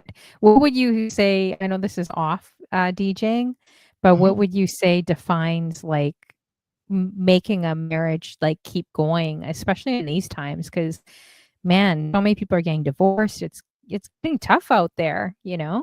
So what would you say kind of defines um, just keeping like a marriage together or going after 25 years? Um, just remember that your partner's your friend, Hmm. and treat him as such. I mean, Hmm. that's the best advice I could give anybody. You Hmm. know, because a lot of people will say, communication is key. I mean, Yeah. it is key, but you know, I consider Pam to be my best friend. Aw, that's awesome. I love that. Yeah. Oh, that's good. And then you guys still do date nights too. Don't worry, guys. I asked him before if I could ask him anything. So Oh yeah, I'm yeah, not yeah, yeah. I'm not being Absolutely, nosy. I always ask absolutely. people before because some people don't feel comfortable talking about anything personal. But Yeah, if you they're like, watched a few of my interviews, I'm gonna dig a little bit more in there. You know that. But I always ask. I always ask. Some people are like, no, let's just keep it to my persona. Let's just keep it to music, which I do, right? right, Um, right. so you guys still do date nights. That's awesome. I think that's really, really good. You should bring her on the stream. I think that would be cool. Like, I mean, would like a few times when she brought me a drink, it's like you'll just see this hand come out of It's so nowhere funny, but she's not one to, and then like hand me the drink, and then she'll just kind of like go back this way, and because I'm like, aw, come on in, and she'll be like, no, no, no, no, no, no. So yeah. That's okay. Well, at least you're able to do that. Does she have, like, an interesting hobby herself then? Because yours is obviously music and DJing. Does she have uh, I mean, her thing is, watching her shows and playing games on the computer. Just that it's relaxing for her. Yeah. She should stream because those, games are really popular. I don't know if she's ever watched them on Twitch, but those streaming games where it's just, like, puzzles and, like, word games and, um, you know, uh, yeah, like Sweet BX, if you guys know her. I Hmm. think she has one tonight. Like, she always does those games, and people are on there for hours just playing them. Then she would need her own streaming space. Yeah. Uh-huh. Well, no, because it's not like you guys are gonna stream at the same time, right? So she Well, could stream her games, and then you could stream your stuff. You that know what means I she mean? would have to stream from in here. Oh no, Yeah. we can't. No, we can't have that. No, No, but all no. it takes is really a laptop. I think when you do the streaming games, you just input the game, like, through your laptop or something. You don't need, like, a camera. If you don't wanna be on camera, you could literally just post the game through your Oh, okay. laptop. So she could sit on her couch or go anywhere, you know, and do the games. Okay. Yeah, as long as she doesn't have to invade my space. Yeah, that's fine. Oh, okay. Your man cave, the man cave. my my Um my little humble space. Yes. Exactly. So I know we're going to wrap up, you guys. Hopefully, you learned, well, a little bit more about DJ Guzl. Make sure you guys are adding him. Great DJ, great streamer, has a lot of cool edits on Bandcamp. Make sure you guys are looking. But really, just if you're looking for a show that's really into the music, like, he's one of those guys. It's like DJ Funklore and so many guys in here. It's the same thing. When you watch so many shows, his show is going to remind you of that, like, spark you back up for music. Even if you're kind of losing the passion a little bit, you go to his show and it's going to re-spark you back again. So make sure you guys add him on Twitch, follow him. Is there any socials you want to give out? I know Bandcamp and MIXCLOUD is running down here at the links. But Instagram is my only other one where I post things that nobody sees. So yeah, we can do that one. Okay. And what's your Instagram again? It was a different name. Oh yeah, because I'm You I'm should I try to was get it all the same name. It makes it I easier. know because it's all about branding. I guess if I had a brand manager, that would probably help me out some. Um, Yeah. so my Instagram is your boy DJ Guzl. Yeah. Yeah, boy DJ. Gus, Gus, Gus, Gus. So make sure you guys are adding him. I know Mixcloud, it says Guzzle here, and then Bandcamp is DJ Guz, Guzzle ATL. So, but yeah, Right. if you could try switching it, that would probably help you a lot. Probably, but Yeah, but I'm still interviewing brand managers. So as soon as I hire that person, yeah, we're gonna be good. hire DJ Funklore. He'll be your brand. It looks like he'll be your spokesperson and brand manager, I think. Okay, so the last question I have for you is, and this isn't related to music or DJing or anything. If you were to have, like, say, like, a year or two to live, what would be your life bucket list? Like, what would you want to do, and what type of legacy would you want to leave behind? Wow, that's really morbid.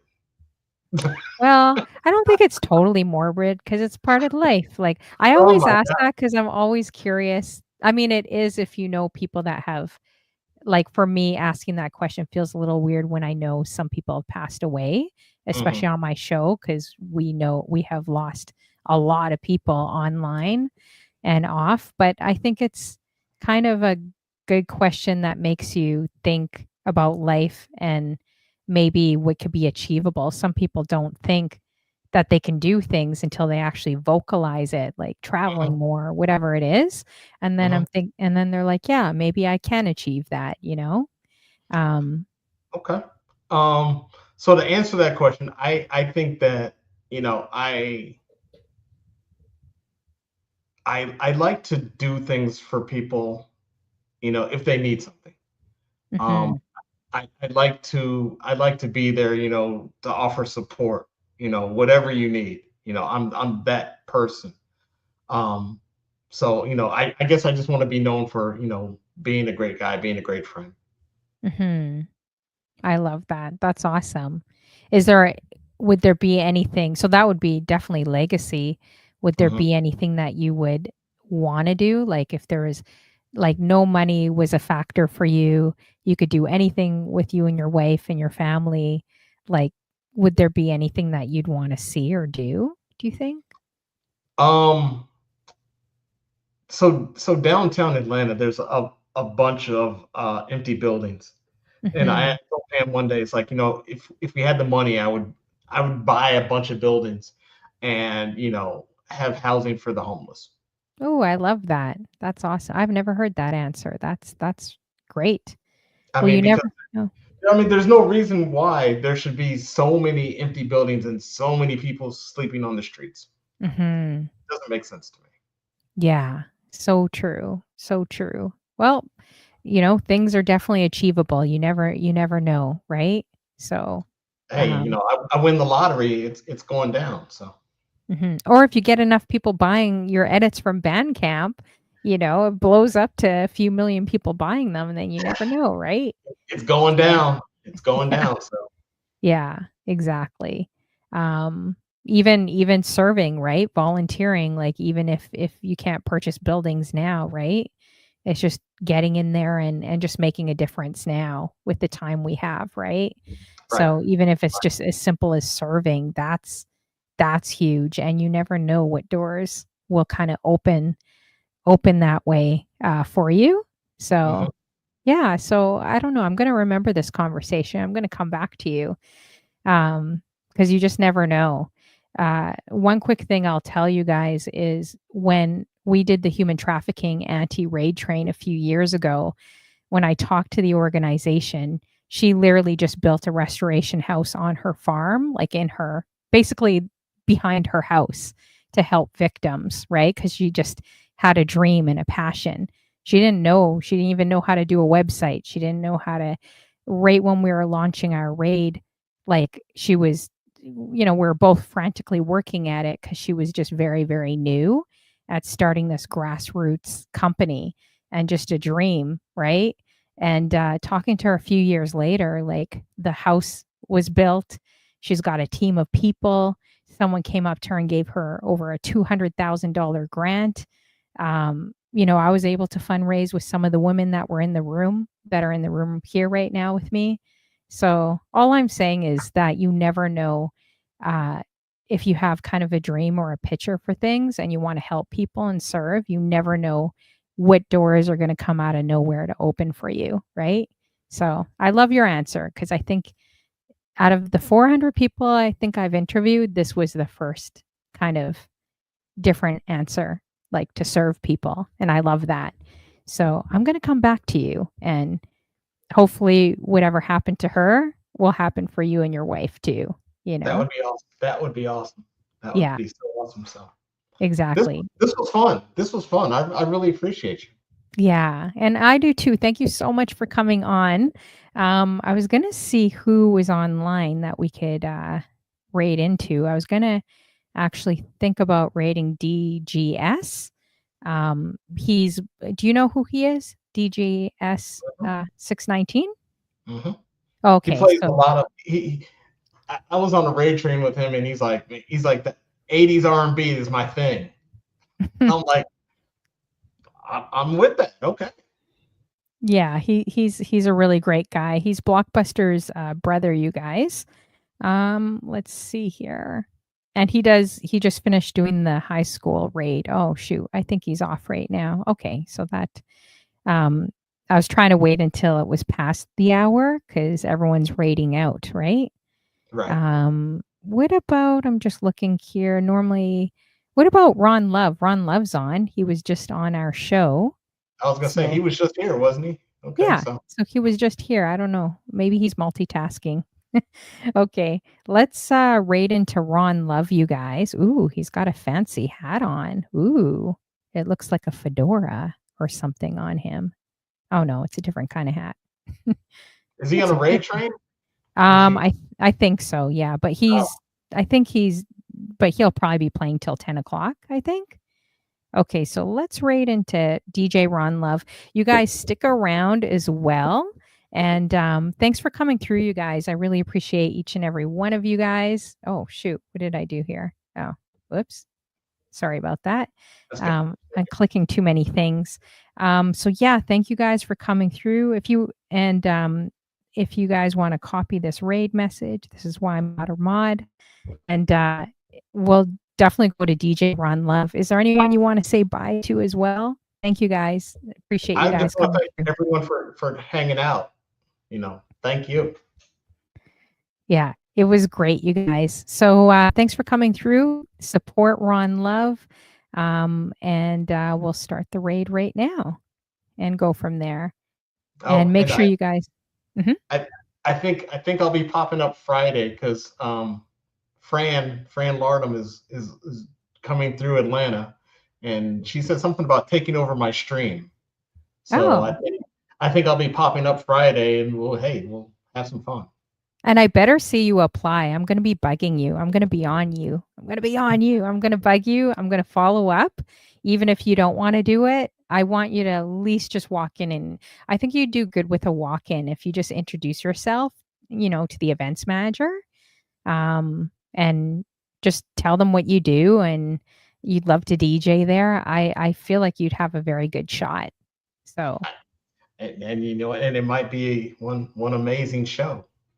exactly. And then you could stream it for us or you could tag me and say you did it. You know, Right. I There we want to go. see it. So yeah, so that would be great.